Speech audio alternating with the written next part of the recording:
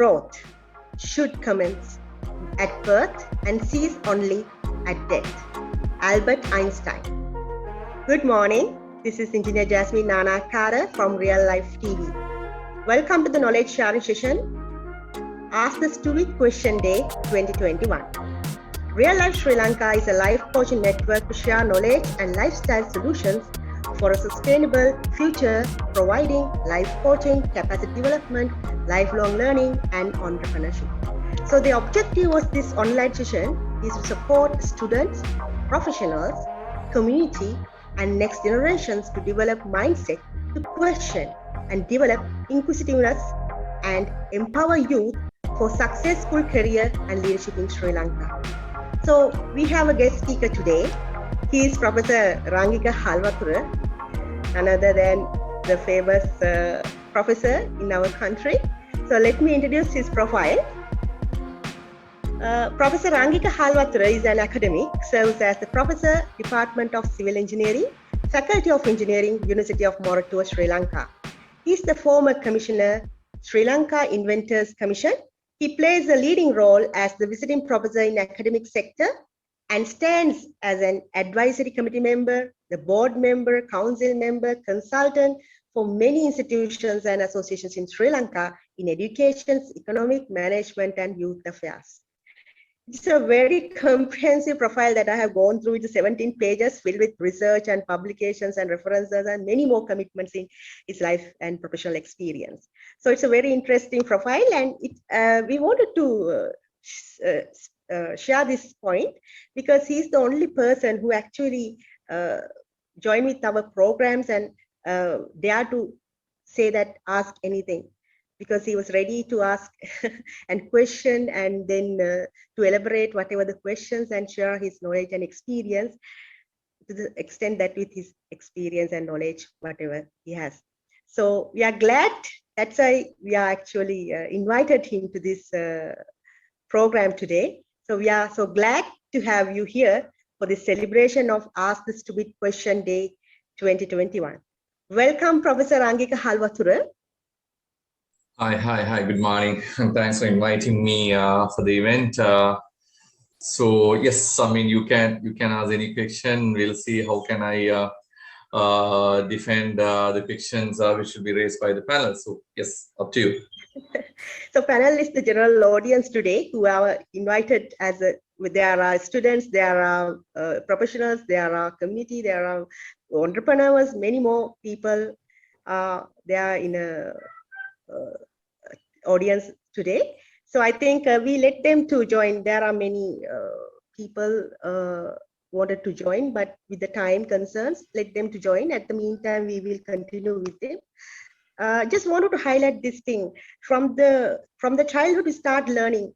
It's a lifelong learning experience that everyone should have throughout the life, right? So with this lifelong learning, we ask questions. As a child, we ask questions, and we wanted to learn something, and from there we stepped into next level, and likewise we get our education, the primary and the secondary and the higher education. Likewise, we move with that. And then after, we actually wanted to explore more intellectual kind of researchers and other experiments. We should have the curiosity.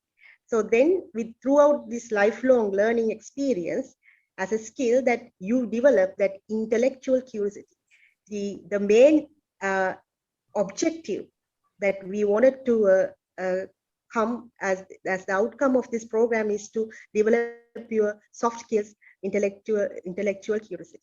So I think I just wanted to make sure that when I have gone through one of your YouTube channel, Professor Rangika Halwathura, and I have seen that you are delivering a lecture, right? In your lecture, you ask students, ask questions, but none of them asking any questions, I have seen, right? But you wanted to encourage them, empower them to ask questions and elaborate whatever they wanted to know and go to the next level. So that is our culture in our country. So I wanted to give some kind of a summary in local language and come back to you, Professor. අපි හැදුණු වැඩුණු පරිසරය සහ අපේ අධ්‍යාපන ක්‍රමයේ සංස්කෘතිය අනුව අපේ දරුවන් අපේ ළමයි අධ්‍යාපන කාලයේ සහ එතනින් එහාට ගියාම ප්‍රොෆෙෂනල් කෙනෙක් වෘත්තිකයෙක් වුණාම මීටින්ග්ස් වලදී ඊළඟට පාසල යන කාලේදී ගුරුවරුන්ගෙන් ප්‍රශ්න අහන එකට පොඩ්ඩක් මැලිකමක් දක්වනවා. ඉතින් මේ කල්චර් එක නැති කරන්න තමයි මේක මුලින්ම මේ ask a stupid question day කියන එක පටන් ගන්න ඇමරිකාවේ 1980 වගේ කාලේදී. ඉතින් මේක ඩෙවලොප් කරලා ඒගොල්ලන්ගේ කල්චර් එක වෙනස් කරන සංස්කෘතිය වෙනස් කරනවා මිනිසුන් හොඳින් ප්‍රශ්න අහන්න සහ මේ ඉන්ටෙලෙක්චුවල් කියුරියසිටි කියන soft skills එක. ඒ කියන්නේ බුද්ධිමය කුතුහලය කියන මුදු කුසලතාවේ වර්ධනය කරගෙන ඒගොල්ලෝ ඉදිරියට යන්න ඉනෝවේෂන්ස් වලට නවීකරණ නව උත්පාදන වලට entrepreneurship වලට ව්‍යවසායකත්වයට යන්න මඟ පාදනවා මෙන්න මේ question. ඉතින් ඒක හැම දෙයක්ම පටන් ගන්න ඉස්සෙල්ලම questions අහන්න පුරුදු වෙනවා. ඒ කියන්නේ ප්‍රශ්න කිරීම තුලින් තමයි මේ හැම දෙයකටම පටන් ගන්න. කියන්නේ ජීවිත පුරාම ඉගෙනගෙන life long learning, intellectual curiosity, බුද්ධිමය කුතුහලය මේ දෙයකට යන්න පුළුවන් වෙන්නේ ඔබ ඉස්සෙල්ලාම ප්‍රශ්න අහන්න පුරුදු වෙනවා. ඉතින් මම හිතන්නේ මම දැක්කා මේ ප්‍රොෆෙසර් රංගික හල්වතුරගේ එක YouTube නාලිකාවක තිබුණා ඔහුගේ ලෙක්චර් එකක් මෙහෙවනවා. ඒකෙදි ප්‍රශ්න අහන්න කියලා ළමුන්ට කියනවා මේ විශ්වවිද්‍යාල ශිෂ්‍යයන්ට කියනවා ඔව් අහන්නේ නැහැ මොකුත් ප්‍රශ්න. මම කැමති දැනගන්න ප්‍රොෆෙසර් රංගික හල්වතුර කොහොමද ඔබ දකින්නේ මෙන්න මේ අපේ මේ දැනට තියෙන මේ සමාජයේ සහ මේ අධ්‍යාපන ක්‍රමයේ සහ මේ වෘත්තිමය මට්ටමේ මේ තියෙන පරතරය කොහොමද මේ මිනිසුන් ඇයි ප්‍රශ්න අහන්න යොමු වෙන්නේ නැත්තේ? ජස්මින් මෙහෙම ඇත්තටම මගේ ලයිෆ් එක ගත්තොතින් මම ගොඩක් වෙලාවට මම ප්‍රශ්න අහලා ඉගෙන ගත්ත කෙනෙක්. ඒක මම කිව යුතුයි. මම ආසයි හැමතිස්සෙම ප්‍රශ්න කරන්න. මම ආසයි මාව ප්‍රශ්න කරන්න පළවෙනියෙන්ම. ඊට පස්සේ මට උගන්වන මගේ සමහරවිට මගේ දරුවෝ වෙන්න පුළුවන්. මට උගන්වන කිව්වාම පස්සේ මගේ ඇත්තට මගේ දරුවෝ මගේ විශ්වවිද්‍යාලයේ දරුවෝ මේ හැම කෙනෙක්ම මම ඉගෙන ගන්න ආතැන්. ඒතර හැම තැනකදීම මම කුතුහලකින් ජීවත් වෙන එකත් එක්ක මම හිතන්නේ මම ඉදිරි ගමනක් ආවා කියලා කියන්න පුළුවන්.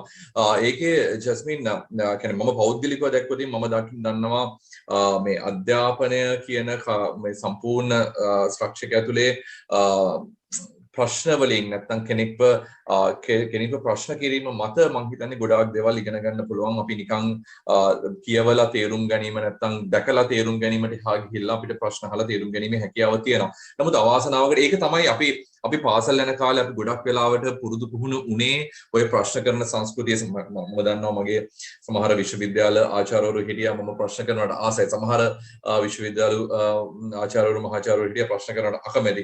මට ඒ වගේ අනන්ත ප්‍රමාණ අත්දැකීම් තියෙනවා මගේ විශ්වවිද්‍යාලය ඇතුළේදීම මට මතකයි මම පන්ති කාමරය ඇතුළේදී විශේෂයෙන් දිගින් දිගටම ප්‍රශ්න අහන හින්දා එක්තරා මහාචාර්යවරයෙක් එක දවසක මම ප්‍රශ්නයක් අහන්න ගියාට පස්සේ මම ඇහුවම are you busy sir කියලා මගේ මුණ දිහා බලලාම always busy කියලා බිම බලාගත්ත මහාචාර්යවරුත් හිටියා විශ්වවිද්‍යාලය ඇතුළේ. නමුත් මගේ ක්‍රමවේදය තියෙන්නේ මම හැමතිස්සෙම කුතුහලයෙන් හිටියේ අලුත් දෙයක් ඉගෙන ගන්න. ඒ වගේම ඉගෙනගත්ත දේ ගැනත් මම ප්‍රශ්න කරා. මම අර කියවලා පාඩම් කරලා ඒක කටපාඩම් කිරීමෙන් එහා ගිහිල්ලා ගොඩක් වෙලාවට ප්‍රශ්න කිරීම ඇතුළේ ඉගෙනගත්ත චරිතයක් මට අදටත් මම හිතන්නේ මම උගන්වන්න ගියාට පස්සේ මට කියලා නෝට් සෙට් එකක් නැහැ. මම උගන්වන්න ගියාම මගේ පන්ති කාමරය ඇතුලේ මට රිෆර් කරන්න මගේ නෝට් සෙට් එකක් නැහැ. මොකද මම නෝට්ස් තියාගත්තට වඩා මම ගොඩක් වෙලාවට කරේ ඒක ප්‍රශ්න කිරීම ඇතුලේ මම දෙතුන් පාරක් ඒ දේම පරිශීලනය කිරීම ඇතුලේ මම හිත ඇතුලේ පරිශීලනය කිරීම ඇතුලේ මම දේවල් ගොඩක් අවධාරණය කරගත්තා. ඒක ඇතුලේ මට පුළුවන්කම ලැබුණා සමහර ලාවට ඒ උගන්වපු මට්ටමට වඩා වැඩි යමක් අවබෝධ කර ගැනීමේ හැකියාව තිබුණා. නමුත් ජස්මින් ඇත්තටම අද ක්‍රමවේදය බැලුවොත් පාසල් ක්‍රමය සහ විශ්වවිද්‍යාල ක්‍රමය ඇතුළේ මේ හැම දෙයක්ම ඇතුළේ මේ এডুকেෂන් කියන්නේ knowledge කියන එකට ලඝු කිරීම ඇතුළේ තමයි මේ ගැටලුව මම ලොකුවටම දකින්නේ. මොකද මේ এডুকেෂන් ලංකාවේ এডুকেෂන් මොඩල් එක ගත්තොත් මේ අපි ඔකට කියනවා කේසම් කියලා. කේසම් කියන මොඩල් එක ඇතුලේ මේ ඇත්තටම এডুকেෂන් නැත්නම් මේ knowledge කියන එක එක්තරා එකම එක පුංචි කෑල්ලක් විතර මම දන්නේ නැහැ මෙතන ඉන්න කී දෙනෙක් මේ කේසම් කියන වචන අකුරු හතරේ තේරුම දන්නවද කියලා. මේක තමයි ලංකාවේ এডুকেෂන් සිස්ටම් එක. නමුත් මේ කේසම් කියන මොඩල් එක මත තමයි ලංකාවේ එඩියුකේෂන් මුළු සිස්ටම් එකම නිර්මාණය වෙලා තියෙන්නේ. කේසම් කියලා අකුරු හතර ගත්තොත් KSAM. ඒතර ඔය KSAM කියන්නේ අය අකුරු හතරේ ලොකු කතාවක් තියෙනවා. K කියන්නේ knowledge එක. ඕක තමයි අපි theoretical knowledge එක එක විදිහට අපි අරගෙන දැනුමත් එක්ක ඔය පොතේ පතේ ඉන්ටර්නෙට් එක වෙන්න පුළුවන් ඔන්ලයින් එඩියුකේෂන් එක අපි කියන මාර්ගගත අධ්‍යාපනය කියන මේ හැමදේම ඇතුලේ අපි try කරන්නේ පුළුවන් තරම් knowledge එක නැත්තම් මේ දැනුම එකතු කරගන්න. නමුත් දැනුම කියන එකට අපි ලඝු කරොතින් අධ්‍යාපනය මම හිතන්නේ අධ්‍යාපනයේ බිඳ වැටෙනවා කියන එක ඉතාමත් පැහැදිලි. මේ KSAM කියන මොඩල් එක ඇතුලේ K කියන්නේ එක අකුරක් විතරයි. තව අකුරු 3ක් තියෙනවා අපිට cover කරගන්න. S කියන්නේ skills. මේ අපි අපේ තියෙන මේ කුසලතාවයන් නැත්නම් අපේ තියෙන හැකියාවන් වැඩි දියුණු කරගන්න එක ඇතුලේ communication තියෙන්න පුළුවන්, team work තියෙන්න පුළුවන්, critical thinking අපි කොහොමද දෙයක් මේ අවධාරණය කරගන්නේ ඒ වගේම තමයි මේ අපි දැන් ඉස්සෙල්ලා මේ මම හිතන්නේ ජස්මින් introduction එකේදීත් කියපු දෙයක් තමයි මේ managerial and entrepreneurial aspects නැත්නම් මේ ව්‍යාපාරික ලෝකයක් එක්ක කොහොමද අපි entrepreneur කෙනෙක් වෙන්නේ අපි ව්‍යවසායකයෙක් වෙන්නේ කියන එක. ඕක දැනුමින් අපිට ඉගෙන ගන්න පුළුවන් දෙයක් නෙමෙයි නැත්නම් මේ theoretical knowledge එකෙන් ගන්න පුළුවන් දේවල් නෙමෙයි. ඒතර මේවා ඇතුලේ ඇත්තටම කෙනෙකුට තේරුම් ගන්න දෙයක් තමයි මේ හැම කෙනෙක්ගේ ළඟම තියෙන විදියක් නැහැ. සමහරලාට එහෙම පිරිසකුත් ඉන්න පුළුවන්. ඒ කියන්නේ අපිට මේ හැම ස්කිල් එකක්ම තියෙන සමහරලාට අපි ගත්තොත් IT පැත්ත, information management පැත්ත කොහොමද අපි තොරතුරු කළමනාකරණය කරන්නේ? ඒ වගේම තමයි social skills මේ මිනිස්සුත් එක්ක කොහොමද අපි ගැටෙන්නේ කියන එක. මේ ඔක්කොම තියෙන්නේ මේ skills ඇතුලේ. ඒතකොට කෙනෙක් සමාජයත් එක්ක ගැටෙන කෙනා සමහර වෙලාවට මේ theoretical knowledge එකකින් පැත්තක ඉන්න පුළුවන්. නමුත් අපි අර skills කියන එක අමතක කරොත් knowledge කියන එකෙන් විතරක් education මැන්නොත් අපි තේරුම් ගත යුතුයි. ඒක ඇතුලේ අපි අනිවාර්යෙන් පරදිනවා කියන එක. මොකද දැන් මේ online education නැත්නම් මේ මාර්ගගත අධ්‍යාපනය ඇතුලේ හරි ලස්සනයි වචනේ මේ මාර්ගගත අධ්‍යාපනය online එකට කවුද දන්නේ මේ වචනේ දැම්මේ. නමුත් කෙසේ වෙතත් මේක ඇතුලේ අපිට අහිමි වෙන දේවල් අනන්තයි. මේ knowledge එක අපි ගත්තට skills එක ඊට පස්සේ ඒ අකුරෙන් එන attitudes ආකල්ප යහපත් ආකල්ප කොහොමද නිර්මාණය කරන්නේ එතනිනුත් එහාට ගිහලා එතනිනුත් ඔබට ගිහිල්ලා අන්තිමට එන්නේ මේ mindset change එක මේ කොහොමද මිනිස්සු life long learning ජීවිතයත් එක්ක වයසත් එක්ක කෙනෙක්ගේ ආධාරයෙන් තොරව කොහොමද ස්වයංව අපි අධ්‍යාපන කටයුතු කරන්න කියන එක තමයි M අකුරෙන් කියන්නේ. ඒතකොට අපි KSAM කියන එකේ එක අකුරක් අල්ලගෙන අපි මේක වටේ අපි කැරකි අපි කියනවා නම් මේක තමයි education එක කියලා. ඒකම තමයි අපේ අධ්‍යාපනයේ බිඳ වැටීම විදියට මම දකින්නේ. ඉතින් ඕක තමයි පළවෙනිම කතන්දරේ. මිනිස්සු ප්‍රශ්න අහන්න නැති වෙන නැත්නම් මේ දරුවෝ ප්‍රශ්න කරන එකෙන් අයින් වෙන්න ප්‍රධානම හේතුව තමයි අධ්‍යාපනය කියන එක අපි ලඝු කරලා තියෙනවා knowledge එකට. ඒක theoretical practical දෙකම වෙන්න පුළුවන්. නමුත් ඒක නෙමේ කෙනෙක්ගේ අධ්‍යාපනය කෙනෙක්ගේ ජීවිතය කියන්නේ ඒක නෙමෙයි. එතනින් එහාට ගිහලා තමන්ගේ skills හදා ගන්න ඕනේ, තමන්ගේ attitude තමන්ගේ ආකල්ප නිර්මාණය කර ගන්න ඕනේ. එතනින් එහා අපේ පාත් එකේ අපි ඉස්සරහට ජීවිතේ යන පාත් එකේ අපිට යම්කිසි ක්‍රමවේදයක් තිබිය යුතුයි. අපේ කොහොමද ජීවිත කාලේ අපි ඉගෙන ගන්න මරණ තුරා අපි ඉගෙන ගන්න චරිත කියන එක අපි දන්නවා. අපි ඒක කතා කරනවා කියනවා. නමුත් ඒක ප්‍රැක්ටිකලි යනවාද කියන එක ගැටලුවක්. ඉතින් ඒක නොවෙන්න ප්‍රධානම හේතුව පාසල් අධ්‍යාපනය ඇතුලේ විශ්වවිද්‍යාල අධ්‍යාපනය ඇතුලේ ඔය කියන ප්‍රශ්න කද නැත්නම් inquiry based education කියන එක නැති එක. තවත් පොඩ්ඩක් මට විනාඩි දෙකක් දුන්නොත් ජස්මින් අපේ ලංකාවේ අධ්‍යාපන ක්‍රමයේ තියෙන content based education එකක් නැත්නම් මම සාමාන්‍යයෙන් හැමතිස්සෙම කියන දෙයක් තමයි අර ගිරවදාන අධ්‍යාපනයක් තියෙන ලංකාවේ ඇතුලේ. ඒ අධ්‍යාපනය ඇතුලේ අපි අවුරුද්දක් නැත්නම් semester එකක් ළමයින්ට උත්තර ටිකක් කියලා දෙනවා. ගුරුවරයා නැත්නම් lecturer ඇවිල්ලා පන්ති කාමරේ ඇවිල්ලා අපි කියලා දෙනවා උත්තර ටිකක්. ඒ උත්තර ටික අන්තිමට semester end exam එකට ගියාට පස්සේ අපි ඒ උත්තර වලට ගැලපෙන ප්‍රශ්න හොයලා ඒ දෙක අමුණනවා. ඉතින් ඕක ඇතුලේ ඕක නෙමෙයි අධ්‍යාපනය කියන්නේ. ඕක තමයි අධ්‍යාපනය කියලා සමහර ලාවට අර එක්ස්පෙරිමන්ට් එකක් විදියට ඔය ඩෙවලොප් කන්ට්‍රීස් අපිට බලෙන් ආරෝපණය කරපු අධ්‍යාපනය.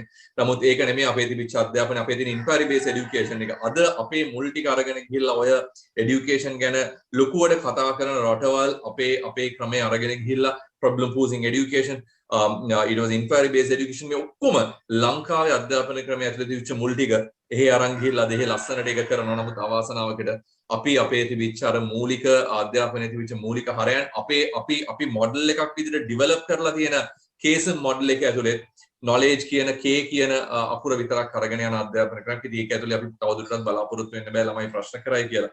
ඒක ඇතුළේ අර critical thinking කියන ඒ aspect එකට ඒ skill එකත් එක්ක ඉස්සරහට යන ළමයි අපිට හදා ගන්න පුළුවන් කියලා මම හිතන්නේ නෑ. මම හිතන්නේ ඇත්තටම මේ උසස් අධ්‍යාපනයට ගාවම මේ අපේ විශ්වවිද්‍යාල අධ්‍යාපනය තුළ ඔවුන්ට ලැබෙන විවිධ ව්‍යාපෘති මම හිතන්නේ දැන් A level students ලටත් උසස් පෙළ කරන students තියෙන මේ ව්‍යාපෘති වලින් ඔවුන් යොමු කරනවා මේ පොඩ්ඩක් සොයා බලා පරීක්ෂණ පවත්වලා කොහොමද මේ අධ්‍යාපනය තුළ තමන් අර කුතුහලයත් එක්ක යම්කිසි දෙයක් අලුතෙන් හොයාගන්න. evidence based findings වලට reasoning findings වලට යන්න උන්ට උදව් කරනවා. ඒ වගේම තමයි මේ විශ්වවිද්‍යාල අධ්‍යාපනය තුළ තියෙන පරීක්ෂණ ව්‍යාපෘති රිසර්ච් ඒවා සම්බන්ධව ඔවුන්ට ගොඩක් වෙලාවට තියෙන මේක කොහොම හරි මේ ව්‍යාපෘති කරගෙන මම කොහොම හරි මේ ඩිග්‍රිය ලබා ගන්නවා කියන අරමුණ තමයි බොහෝ විශ්වවිද්‍යාල ශිෂ්‍යයන්ට විශේෂයෙන්ම තියෙන්නේ. ඉතින් ඒක උපාධිය ඒක ක්වොලිෆිකේෂන් එකක් සුදුසුකමක් පමණයි. ඉතින් එහාට ඒ ව්‍යාපෘතිය හෝ ඒ පරීක්ෂණය කොච්චර දුරට ප්‍රායෝගිකව ඔවුන්ගේ වෘත්තිය තුළ සහ ඔවුන්ගේ අනාගතයේ තියෙන මොකක් හරි ව්‍යවසායක අදහසකට හරි මොකකට හරි යොදවනවද කියන එක ගැටලුවක් තියෙනවා. ඔවුන් ඒක එතනින් එහාට ඒ ගැන ආපහු හොයා බලන්නේ නැහැ. ඉතින් අවුරුදු කිහිපයක් සමහර විට ඒ අවුරුද්දක් හරි කිහිපයක් හරි වෙනුවෙන් සමහරට මහන්සි වෙනවා. ඉතින් මේ එක හොඳ පුරුද්දක් පළපුරුද්දක්. ඔබ දකින්නේ කොහොමද මේ යම් කිසි දෙයකට කැප වෙලා ඒ කාලය තුල ඔවුන්ගේ අධ්‍යාපනය සහ ඒ කැපකිරීම කරලා යම් කිසි සොයා ගැනීමක් කරනවා. නමුත් ඔවුන් එතනින් එහාට මේක ගෙනියන්න තියෙන මැලිකම මොකද්ද මේ ගැටලුව ඔබ කොහොමද දකින්නේ විශ්වවිද්‍යාල ආචාර්යවරයෙක් සහ විශේෂයෙන්ම ගොඩක් රිසර්ච් වලට පබ්ලිකේෂන්ස් වලට ඔබ මඟ පෙන්නලා තියෙනවා ස්ටුඩන්ට්ස්ලාට. කොහොමද මේ තත්ත්වය ඔබ දකින්නේ?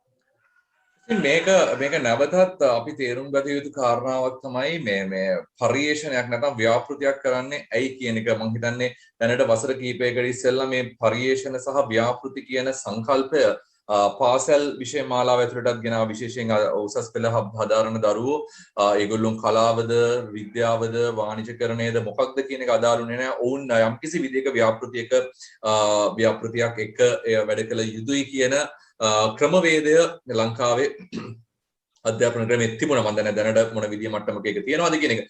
මේ ව්‍යාපෘති සහ මේ පරිේශන කියලා කියන්නේ ඇත්තටම ජස්මින් අපි තේරුම් ගත යුතුයි. ඇයි පළවෙනියම තේරුම් ගත යුතුයි ඇයි අපි මේක කරන්නේ කියන එක. මොකද මේ ගොඩක් වෙලාවට අපි පරිේශන අංශ දෙකක් තියෙනවා. අපි ගත්තොත් පශ්චාත් උපාධියක් සඳහා කරන පරිේශනයක් ඒක අපි යම්කිසි මේ උත්තරයක් හොයාගෙන ප්‍රශ්නයක් අරගෙන අපි උත්තරයක් හොයාගෙන යනවා. ඒ උත්තරේ හොයා ගැනීමත් එක්ක ඒ උත්තරෙත් එක්ක ඉදිරියට යාමක් තියෙන්නේ.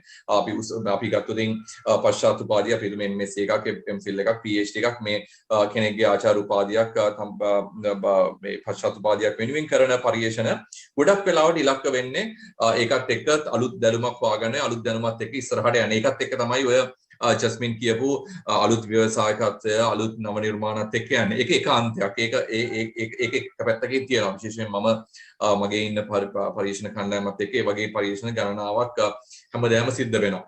නමුත් විශ්වවිද්‍යාල ශිෂ්‍යයෙක් නැත්නම් පාසල් ශිෂ්‍යයෙක් පරිේශනයක් කිරීම නැත්නම් ව්‍යාපෘතියක් කිරීම කියන්නේ ජස්මින් ඊට වඩා එහා ගිය හේතුවක් උඩ නැත්නම් යම්කිසි අරමුණක් වෙනුවෙන් නිර්මාණය වෙච්ච දෙයක් තමයි ඒක. ඒකේ ප්‍රධානම කතාව තියෙන්නේ ඇත්තටම මේ පරිේශනයක් කිරීම නැත්නම් ව්‍යාපෘතියක් කිරීම ඇතුලේ දෙයක් හොයාගෙන ඒක පබ්ලිකේෂන් එකක් බවට පරිවර්තනය කිරීමට එහා ගිහිල්ලා අපි උත්සාහ කරන්නේ දරුවට තමන්ගේ පාසල් ජීවිතය නැත්නම් තමන්ගේ විශ්වවිද්‍යාල ජීවිතේ එළියට ගියාට පස්සේ ඔහුට ජීවිතේ මූණ දෙන්න වෙන අලුත් ගැටලු අලුත් සංකල්පවලට කොහොමද උන් මූණ දෙන්නේ කියන එක අර බ්‍රේන් ට්‍රේනින් එක නැත්නම් මනස සංවර්ධනය කිරීමක් තමයි ඒකෙන් බලාපොරොත්තු වෙන්නේ. නැතුව ඒකෙන් බලාපොරොත්තු වෙන්නේ නැහැ පරිේශනයක් කරලා අලුත් යමක් හොයාගෙන එතනින් ගිහිල්ලා අලුත් ව්‍යවසායකත්වයක් නැත්නම් අලුත් ඉන්වෙන්ෂන් එකක් විදියට පේටන්ට් එකක් අරගෙන ඉස්සරහට යන එක නෙමේ විශ්වවිද්‍යාල මට්ටමේ අන්ඩර් ග්‍රැජුවේට් ලෙවල් එකේ නැත්නම් පාසල් මට්ටමේදී බලාපොරොත්තු වෙන්නේ. ඒක අපි තාමත් පැහැදිලිව තේරුම් ගත යුතු වෙනවා. මොකද කෙනෙක් සමහරලාට පරිේශනයක් කරනවා අර ඔය කියන මතයෙන් අපි ගියොත් කෙනෙක් පරිේශනයක් කරනවා පරිේශනය කරාට පස්සේ පරිේශන ග්‍රන්ථයක් බවට පරිවර්තනය නැත්නම් thesis එකක් විදිහට සබ්මිට් කරා. ඒක එතනින් අමතක කරයි. මොකද උන්ගේ අවශ්‍යතාවය දෙන උත්තර හොයා ගැනීම විතරයි. නමුත් මෙතනදී පරිේශනයක් කිරීම නැත්නම් ව්‍යාපෘතියක් කිරීමෙන් බලාපොරොත්තු වෙන්නේ එතනින් එහා ගිය කතාවක්. ඒක තමයි කෙනෙක්ව පුරුදු පුහුණු කරනවා තමන් ජීවිතේ තනියම නැගිටිනකොට කොහොමද ඒකට අවශ්‍ය කරන කරුණු කාරණා හදාගන්න කියන එක. ඉතින් මම හිතන්නේ ඒ කාරණාව හරියමං විදියකට පාසල් පද්ධතිය සහ විශ්වවිද්‍යාල පද්ධතිය සිද්ධ වෙනවද කියන එක මම දන්නේ නැහැ. එහෙම වෙනවනම් මම හිතන්නේ මේක තමයි විය යුතු දේ. ඉතින් ඒක ඒ අරමුණු හරියට පැහැදිලි නොකිරීම විශේෂයෙන් සමහරලාට විශ්වවිද්‍යාල ආචාර්යවරු නැත්නම් පාසල් ගුරුවරුන්ට වඩා විශ්වවිද්‍යාල ආචාර්යවරු පරිේශන ග්‍රන්ථ නැත්නම් ඒක සබ්මිෂන් එකක් විදියට කරන්න උත්සාහ ගැනීම ඇතුලේ සමහරලාට ඔය කියන ට්‍රේනින් එක නැති වෙන්න පුළුවන්. ඔබ බලාපොරොත්තු වෙනවා නම් අලුත් යමක් නිර්මාණය කරන්න ඔබට පශ්චාත් උපාධියක් වෙනුවෙන් නැත්නම් උපාධියක් තියෙන දරුවෙක් අරගෙන ඒකත් එහා පරීක්ෂණයක් කිරීමේ හැකියාව තියෙනවා. නමුත් අන්ඩර් ග්‍රැජුවේට් රිසර්ච් නැත්නම් අපි විශ්ව පාසල් මට්ටමේ සිද්ධ වෙන පරීක්ෂණ සහ ව්‍යාපෘති මූලික විය යුත්තේ ඒක පරම අභිප්‍රාය විය යුත්තේ ඒක තුල දරුවව පුහුණු කරන්න තමන්ගේ ජීවිත කාලේ වෙන ගැටලු වලට මුහුණ දෙන්න. මොකද එතනදී ඔහුගේ ආචාර්යවරයෙක් නැහැ, ඔහුගේ පාසලේ ගුරුවරයෙක් නැහැ, සමහරවිට දෙමව්පියොත් නැහැ. ඒතර මේ තමන්ගේ වෘත්තිය සම්බන්ධව එන ගැටලු කාරණා වලට කොහොමද ඔහු මුහුණ දෙන්න ඕනේ කියන එක තේරුම් කරන්න තමයි ඒ පරිේශන කටයුතු පාසල් පද්ධතිය සහ විශ්වවිද්‍යාල මට්ටමින් දාලා තියෙන්නේ. නමුත් ඒක සමහර වෙලාවට විකෘති වෙලා ඇති, විශේෂයෙන් විශ්වවිද්‍යාල පද්ධතියට මේ රිසර්ච් අලවන්ස් එක කියන එක හඳුන්වලා දීමත් එක්ක සමහරලාට විශ්වවිද්‍යාල ආචාර්යවරු උනත් තමන්ගේ මේ අන්ඩර් ග්‍රැජුවේට්ස් නැත්නම් උපාධි බලාපොරොත්තු වෙන දරුවෝ ටිකත් එක්ක පරිශන කළා පබ්ලිකේෂන්ස් වලට යන උත්සුක වෙන අවස්ථා අපි දැකලා තියෙනවා. ඒක ඇතුලේ අර ළමයාට අවශ්‍ය කරන වෙන බ්‍රේන් ට්‍රේනින් එක නැත්නම් තමන්ගේ මනස සංවර්ධනය කරන සහ ඔහුගේ තින්කින්, ඔහුගේ හිතීම් වර්ධනය වීම යම් තාක් දුරකට කඩතුළු වෙලා ඇති. ඒක දරුවත් අතරමං වෙලා තියෙනවා. මොකද දරුවා උත්තර හොයාගෙන යනවා ගුරුවරයා දෙන ප්‍රශ්නෙට. ගුරුවරයා තමයි සම්පූර්ණ මේකේ ගයිඩ් කරන්නේ. ගුරුවරයාගේ මනස දියුණු වෙයි. නමුත් දරුවාගේ මනස දියුණු වෙන්නේ නැහැ. ඕක තමයි විශ්වවිද්‍යාල පද්ධතිය ඇතුලේ මේ ෆයිනල් ඉයර් රිසර්ච් නැත්නම් මේ ළමයි කරන ව්‍යාපෘති සහ පරීක්ෂණවල තියෙන නියම යථාර්ථය. මොකද ඔවුන් උත්තර හොයාගෙන යනවා මිසක් ඔවුන්ගේ ඒකෙන් බලාපොරොත්තු වෙන ඒ කාර්ය ඉෂ්ට කරගන්නවද කියන එක පිළිබඳ මට ගැටලුවක් තියෙනවා. ඇත්තටම එතනින් මට පටන් ගන්නවා ඉතින් එහාට යන්න. දැන් ඔන්න ඔය විශ්වවිද්‍යාලයේ උපාධිධාරියෝ තමයි ඊළඟට වෘත්තිකයෝ බවට පත් වෙන්නේ. දැන් වෘත්තිකයෝ බවට පත් වුණාම ඔවුන් විවිධ තනතුරු විවිධ රෝල්ස් සමාජය තුළ ඔවුන් නියෝජනය කරනවා. ආයතන වෙන්න පුළුවන්, ඒකේ තියෙන නායකත්වය නියෝජනය කරන්න පුළුවන්. එහෙම නැත්නම් ඔවුන් ඉංජිනේරුවෙක්, වෘත්ති ඉංජිනේරුවෙක් වෙන්න පුළුවන්, වෘත්තියෙන් වෛද්‍යවරයෙක් වෙන්න පුළුවන්. මේ වගේ විවිධාකාර තනතුරු වලින් ඔවුන් සමාජයට සේවයක් කරනවා. රජයේ හා බාහිර පෞද්ගලික ආයතන වල මේ වගේ රැකියාවට ඔවුන් යෙදෙනවා. දැන් ඔතනදී ඔන්න ගැටලුවක් එනවා. ඔවුන්ට තනියම මේ වැඩ සමහර ආයතන වල Tamanට තනියම යම්කිසි දෙයක් කිරීමට අවශ්‍ය වෙනවා. අලුත් දෙයක් සොයා ගැනීමට අවශ්‍ය වෙනවා. රිසර්ච් කරන්න අවශ්‍ය වෙනවා. එතනින් එහාට මේ ගැටලු ප්‍රශ්න ආව මේව විසඳන්න ඕන. ප්‍රොබ්ලම් සොල්විං. මේ වගේ දේවල් එනවා. තීන්දුව තීරණ ගැනීම, ඩිසිෂන් මේකින්. මේ වගේ දේවල් ඔවුන්ට එනවා. ඒ වගේම ඔවුන් නිර්මාණශීලී වෙන්න ඕන, ස්ට්‍රැටජිස් හොයාගන්න ඕන, ක්‍රමවේදයන් හොයාගන්න. මේ වගේ අභියෝග ඔවුන්ට එන්න පුළුවන් ඔවුන්ගේ වෘත්තීමය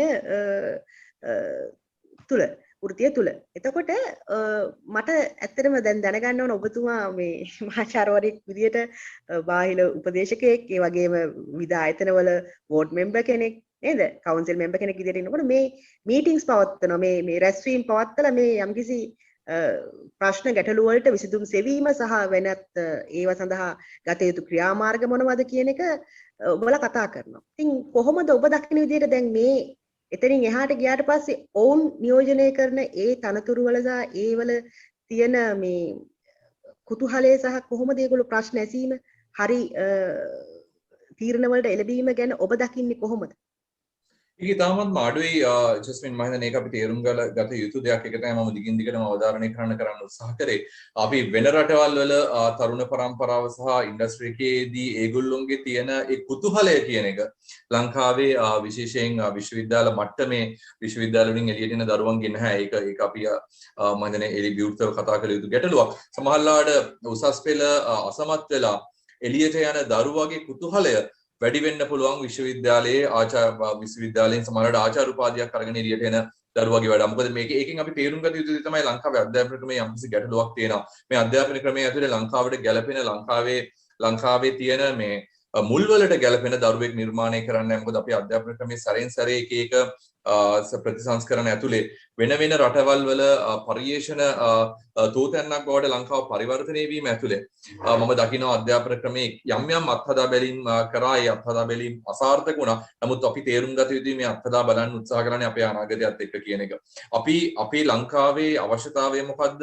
ලංකාවට මොන වගේ දරුවෙක්ද තව අවුරුදු 13කින් නිර්මාණය කළ යුත්තේ කියන එක ගැන අවබෝධයක් නැතුව වෙන රටකින් වෙන අධ්‍යාපන විශේෂඥයෙක් සමහරලාට ලංකාවෙන් පුද්ගලයෙක් වෙන්න පුළුවන්. නමුත් ඔහු පිට රටකට ගිහිල්ලා කරන පරිශ්‍රණයක ප්‍රතිඵලයක් අරගෙන මේ රටේ මේක ප්‍රැක්ටිකලි කරන්න පුළුවන්ද කියන බලන්න අත්හදා බැලීමක් කරන්න වෙන්න පුළුවන්. නමුත් අපි ගියොතින් වෙන ඔය සංවර්ධනය වෙනවස සංවර්ධිතයි කියලා හිතන රටවල් වලට ගියොතින් ඌන් හැමතිස්සෙම ඔවුන් නිර්මාණය කරන්න නිර්මාණය කරන්න උත්සාහ කරන්නේ තව අවුරුදු 10කින් 15කින් ඔවුන්ට අවශ්‍ය කරන පුරුෂයා කවුද කියන එක. නමුත් අපි කවමදාකවත් ලංකාවේ තව අවුරුදු 10කින් 15කින් මොන වගේ දරුවෙක් මොන වගේ මිනිස්සෙක් සිටිය යුතුයිද කියන එක ගැනවත් අපි අවබෝධ කරගෙන නැහැ. අඩුම ගානේ එතනින් එහාට ගිහිල්ලා විශ්වවිද්‍යාල පද්ධතිය ගත්තොත් විශ්වවිද්‍යාල පද්ධතිය ඇතුලේ ඒ දරුවා අවුරුදු 5කින් තමයි ඉන්ඩස්ට්‍රි එකට නැත්නම් අවුරුදු 4කින් තමයි ඉන්ඩස්ට්‍රි එකට. එතකොට මේ ඉන්ඩස්ට්‍රි එක අවුරුදු 4කින් මොන වගේ මට්ටමක තියෙයිද? අපි අවුරුදු 4කින් මේ දරුවා යනකොට මේ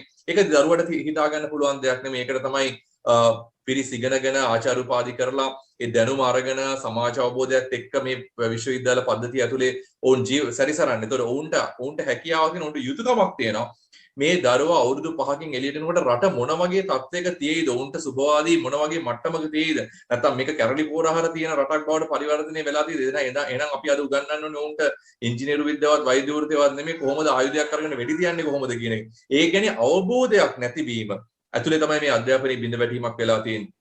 ඒ බිඳ වැටීම ඇතුලේ අපි නිර්මාණය කරන්නේ නැහැ ඉන්ඩස්ට්‍රි එකට ගැලපෙන ශිෂ්‍යයෙක්. ඒ ශිෂ්‍යයෙක් නිර්මාණය නොකිරීම ඇතුලේ අවසානයේ අපි ඉන්ඩස්ට්‍රි එකට ගියාට පස්සේ මේ දරුවා ඉන්ඩස්ට්‍රි එකට ගියාට පස්සේ අතරමං වෙනවා. මොකද ඔහු දන්නේ නැහැ, ඔහු ඉගෙනගෙන නැහැ ඉන්ඩස්ට්‍රි එක මොන වගේද කියන එක. මොකද ඉන්ඩස්ට්‍රි එක ඉගෙනගෙන තියෙන්නේ ඔහු හිටපු තත්ත්වය. ඒතොර ඔහු උත්සාහ කරන්නේ ඔහු ඉගෙනගත්ත මට්ටමින් තමන් එළියට ගිහිල්ලා ගියාට පස්සේ ඒ මට්ටම තියාගන්න මිසක් එතනින් තව එක පඩියක් ඉහළට යන්න එකක් ඔහුට මේ පර්සනැලිටි එක නෑ. ඔහුට මොකක්ද ඒකට කියන්නේ එයාට එයාගෙන විශ්වාසයක් නැහැ. මේක එයාට කරන්න පුළුවන් මේ වෙනස එයාට කරන්න පුළුවන් කියලා එයාට විශ්වාසයක් නැහැ. ඒකෙන් අනිත් පැත්තේ ඔය වගේම පිරිස් ටිකක් නම් එකට එකතු වෙන්නේ. ඒතර අපිට සාමූහිකයක් විදියට අපිට ඉදිරියට යාමකුත් නැහැ. මොකද අපිට උගන්වලා නැහැ ඉදිරිය මොන වගේද, ඔහු ඉදිරිය එළියට යනකොට මොන වගේද කියන. ඒතර අපි මම පුංචි කාලේ විශ්වවිද්‍යාලයට ගිය මට්ටමම හිතාගෙන තමයි මම දරුවන්ට අද උගන්වන්නේ. එහෙමනම් ඒ දරුවා එළියට එන්නේ මම විශ්වවිද්‍යාල මට්ටමේ හිටපු ඉතිහාසයේ දවසකට ගැලපෙන දරුවෙක් විදිහට තමයි අපි නිර්මාණය කරලා එන්නේ. ඒතර මට හැකියාව තියෙනවා නම් මම ඉගෙනගත්ත මට්ටමට එහා තැනක ගිහිල්ලා ඉස්සරහා බලලා ඒ දරුවට අවශ්‍ය කරන දේ දෙන්න. ඒතකොට මේ දරුවා එළියට යනකොට මේ දරුවා මාකට් එකට රෙඩි. ඒතකොට බය නැතුව එයාට කොන්ෆිඩන්ට් එකක් එක්ක මේ ප්‍රශ්න වලට මුහුණ දීමේ හැකියාව කරනවා. නමුත් අන්න ඒක අහිමි වීම ඇතුලේ ළමයා අසරණ වෙලා තියෙනවා. ඒකත් එක්ක ඉන්ඩස්ට්‍රි එක කඩා වැටලා තියෙනවා. ඉතින් මේකට දේශපාලනඥයවත් කවුරුවත් වග කිය යුතු නැහැ. මේක මේ රටේ ඉන්නවා උගත් බුද්ධිමත් පරම්පරාවක් කියලා දෙයක්. අපි ඔවුන් මත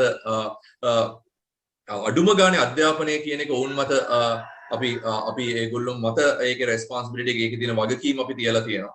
නමුත් අවාසනාවකට ඒ දේ සිද්ධ වෙනවා කියලා මම දකින්නේ නැහැ.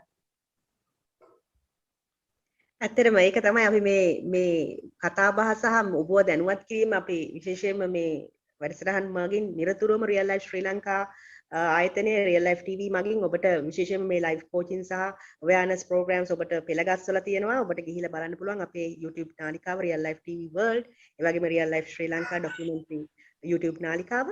ඒ වගේම අපේ විවිධ ඉදිරියට ව්‍යාපෘති සහ මේ වැඩසටහන් සමග සම්බන්ධ වෙන්න පුළුවන්. අපිත් එක්ක Facebook එකේ රියල් ලයිෆ් SL කියලා සම්බන්ධ වෙන්න පුළුවන්.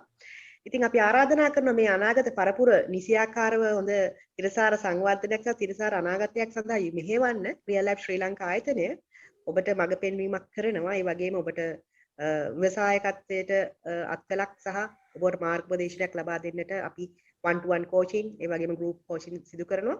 ඉතින් අපිත් සමග එකතු වෙන්න කියලා ඔබට ආරාධනා කරනවා. ඒත් එක්කම තවදුරටත් ඔබට පුළුවන් කවුරු හරි ඉන්නවා නම් මේකට සම්බන්ධ වෙන්න කැමති කෙනෙක්ට link එක share කරන්න. සචින් ඉතින් අහලා තියෙන ප්‍රශ්නයක් මම හිතන්නේ මම දැක්කා මේ chat එකේ තිබුණා.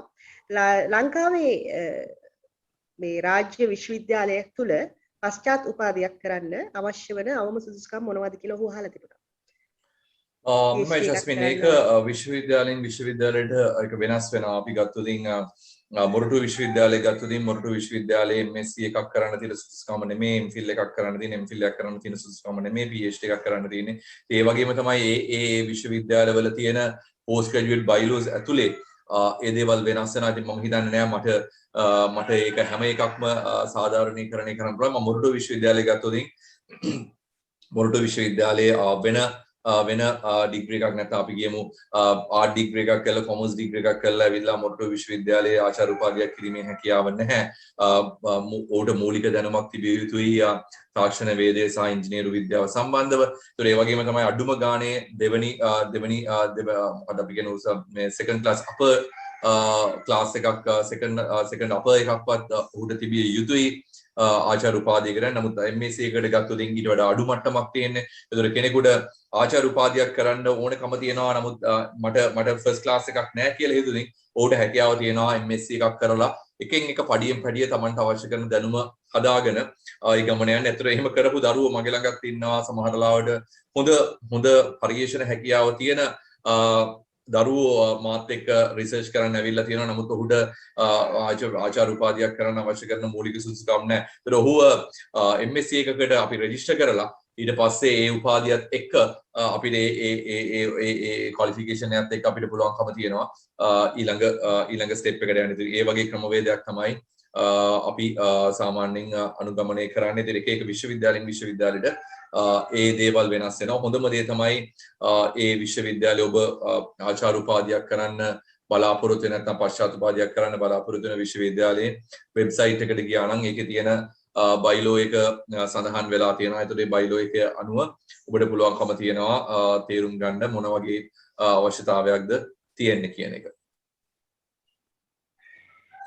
මට තියෙනවා දැන් තව ප්‍රශ්නයක් අහන්න මේ ඇත්තටම ඔය පශ්චාත් උපාධිය නැත්නම් ආචාර්ය උපාධියකට යන්න මේ අවශ්‍යතාවයේ තියෙන ගොඩක් ළමයි ඉන්න පුළුවන්. ඉතින් ඔවුන්ගේ අර පුළුවන් ඔවුන්ට කැමති ශාස්ත්‍ර තෝරගෙන ඒක අදහස අරගෙන පුළුවන් මොන විශ්වවිද්‍යාලයකට ඔබට අවසරය ලැබෙන්නේ සහ ඔබට සුදුසුකම තියෙන කියන එක විවිධ කාර්යන් ඔබට සොයා බලන්න සිද්ධ වෙනවා මම හිතන විදියට. ඉතින් ඒත් එක්ක මට අහන්න පුළුවන් මෙන්න මේ අපේ ඉවෙන්ට් එක අපි පබ්ලිෂ් කරාම මේ stupid question day කියලා සමහර අය හිතනවා මේ ඕන මෝඩ ප්‍රශ්න අහන ඉවෙන්ට් එකක් වෙන්නේ නැති මේක කියලා. ඉතින් මට ඇත්තටම කැමතියි මෙහෙම stupid question කියලා එකක් තියෙනවද ඇත්තට? ඕන මෝඩ ප්‍රශ්නයක් කියලා දෙයක් තියෙනවද? ජස්මින් මම හිතන්නේ මේ මෝඩ ප්‍රශ්න තාර්කික ප්‍රශ්න මේ ප්‍රොෆෙෂනල් ප්‍රශ්න කියලා මම හිතන්නේ නැහැ කෙනෙකුට තර්ක කරන්න පුළුවන් කියලා. මොකද සමහර ලාට ලංකාවේ හරිම අර මේ ලිං මැඩි මානසිකත්වයකින් ජීවත් වෙනවා කියන පුළුවන් ගොඩක් දෙනෙක් ගොඩක් වෙලාවට හරිම ආසයි ගොසිප්ස් වලට යන්න. මිනිස්සු හරි ආසයි තව කෙනෙක්ගේ පෞද්ගලික ජීවිතය ගැන හොයලා බලන්න. තව කෙනෙක් ආසයි තමන්ට වඩා අනිත් මිනිස්සු ගැන වරි වෙනවා දකින්න. ඒ වගේම තමයි අනිත් ලෝකේ තමන් වටේ ඉන්න පිරිස අනුව තමන්ගේ ජීවිතය හඩගස්ස ගන්න. ඉතින් ඕක තමයි ඔය අනුව තමයි මේ රයිට් මේ වචනේ මේ වචනේ ස්ටුපිඩ් ප්‍රශ්නයක් මේ වචනේ කියන්නේ මේ හොඳ වචනයක් නෙමෙයි මේක නරක වචනයක් මේක හොඳ වචනයක් රයිට් මම ඉන්නේ පොෂ් සංස්කෘතියක මම තව කෙනෙක් ඉන්නේ ඊට වඩා අඩු තැනක මේ ඔක්කොම දේවල් හදාගෙන තියෙන්නේ හරිම මේ ප්‍රාථමික මට්ටමේ මිනුම් දඩු වලින් කියලා මට කියන්න පුළුවන්. එහෙම දේවල් මගේ ජීවිතේ නම් නෑ ජස්මින්. මම ජීවත් වෙන්නේ මට ඕන විදියට. මම කතා කරන්නේ මට ඕන විදියට. මම අඳින්නේ මට ඕන විදියට. මම ආශ්‍රය කරන්නේ මට ඕන විදියට. ඒක ඇතුලේ මම කියලා චරිතයක් නිර්මාණය කරලා තියෙනවා. ඒතකොට ඒක ඇතුලේ මම ස්වාධීනයි. ඒතකොට මම ඒ ස්වාධීනත්වයත් එක්ක මම මගේ ජීවිතයේ 100%ක් භුක්ති විඳිනවා. නමුත් අවාසනාවකට මම දැකලා තියෙනවා ඔය කියන ඔය පොෂ් සංස්කෘතිය ඇතුලේ එහෙම නැත්නම් ඔය කියන ස්ටුපිඩිටි එකෙන් එළියේ ඉන්න චරිත සදාකල් දුක් විඳිනවා. මොකද ඔවුන් අඳින්නේ තව කෙනෙක්ට ඕන විදියට ඒක තමන්ට ගැළපෙන තමන්ට සංස්කෘතියට ගැළපෙනව නොවෙන්න පුළුවන්. තව තමන්ගේ වටේ ඉන්න ළමයි ටික කොටට ඇඳගෙන යනවා නම් මමත් කොටට ඇඳගෙන යා යුතුයි. නමුත් ඒක මගේ කැමැත්ත නෙමෙයි. නමුත් මම ඇඳගෙන යනවා කොටට. ඒතර එහෙම කර තමන්ගේ ජීවිතය ඇතුලේ තව ඇතුළට ගිලෙනවා ඇරෙන්න මම හිතන්නේ නෑ ඒ ජීවිත වලින් එළියට එන්න පුළුවන්කම තියෙයි කියලා. මොකද අපි ගත්තොතින් මේ ඔය අපි සංස්කෘතියක් එක්ක නිර්මාණය කරගත්ත ක්‍රමවේදයක්. මොකද ඕක නෙමෙයි අපේ ලංකාවේ සංස්කෘතිය තිබුණේ. අපි ලංකාවේ සංස්කෘතිය ඇතුළේ උපසංස්කෘතිය නිර්මාණය කරලා තියෙනවා. කොළඹ කියන්නේ එක උපසංස්කෘතියක්. අපි ගත්තොතින් මේ තනමන්විලට ගියොතින් ඒක තව උපසංස්කෘතියක් විදියට. විශ්වවිද්‍යාලවල ගත්තොත් විශ්වවිද්‍යාල කියන්නේ තව උපසංස්කෘතියක්. ඔහොම උපසංස්කෘතිය නිර්මාණය කරලා තියෙනවා. අතරම මේවා උපසංස්කෘතිය නිර්මාණය කරාට මේ වැටමායින් ගහන උත්සාහ කරාට මේක ඇත්තටම සංස්කෘතියින්ද කියන එක පිළිබඳව මට ගැටලුවක් තියෙනවා. මේවා යාවත්කාලින සංස්කෘතියින් කියන එක පිළිබඳව මට ගැටලුවක් තියෙනවා. මම පෞද්ගලිකව මගේ ජීවිතයේ මහා ලොකු පෂ් කියලා ප්‍රශ්නත් නැහැ. මහා ස්ටුපිඩ් කියලා මේ මෝඩ ප්‍රශ්න කියලා දෙයක්වත් නැහැ මගේ ජීවිතේ. මොකද මගේ මිනින්දාට මම හදාගෙන තියෙන්නේ. හැම දෙයක්ම සාපේක්ෂයි. මේක ඇතුලේ මේ අපේ ජීවිතය ඇතුලේ නිර්පේක්ෂ සත්‍යයක් මම කියන්නේ බෞද්ධාගමේ විදිහට නම් නිර්පේක්ෂ සත්‍යයක් තියෙන එක තමයි නිවන.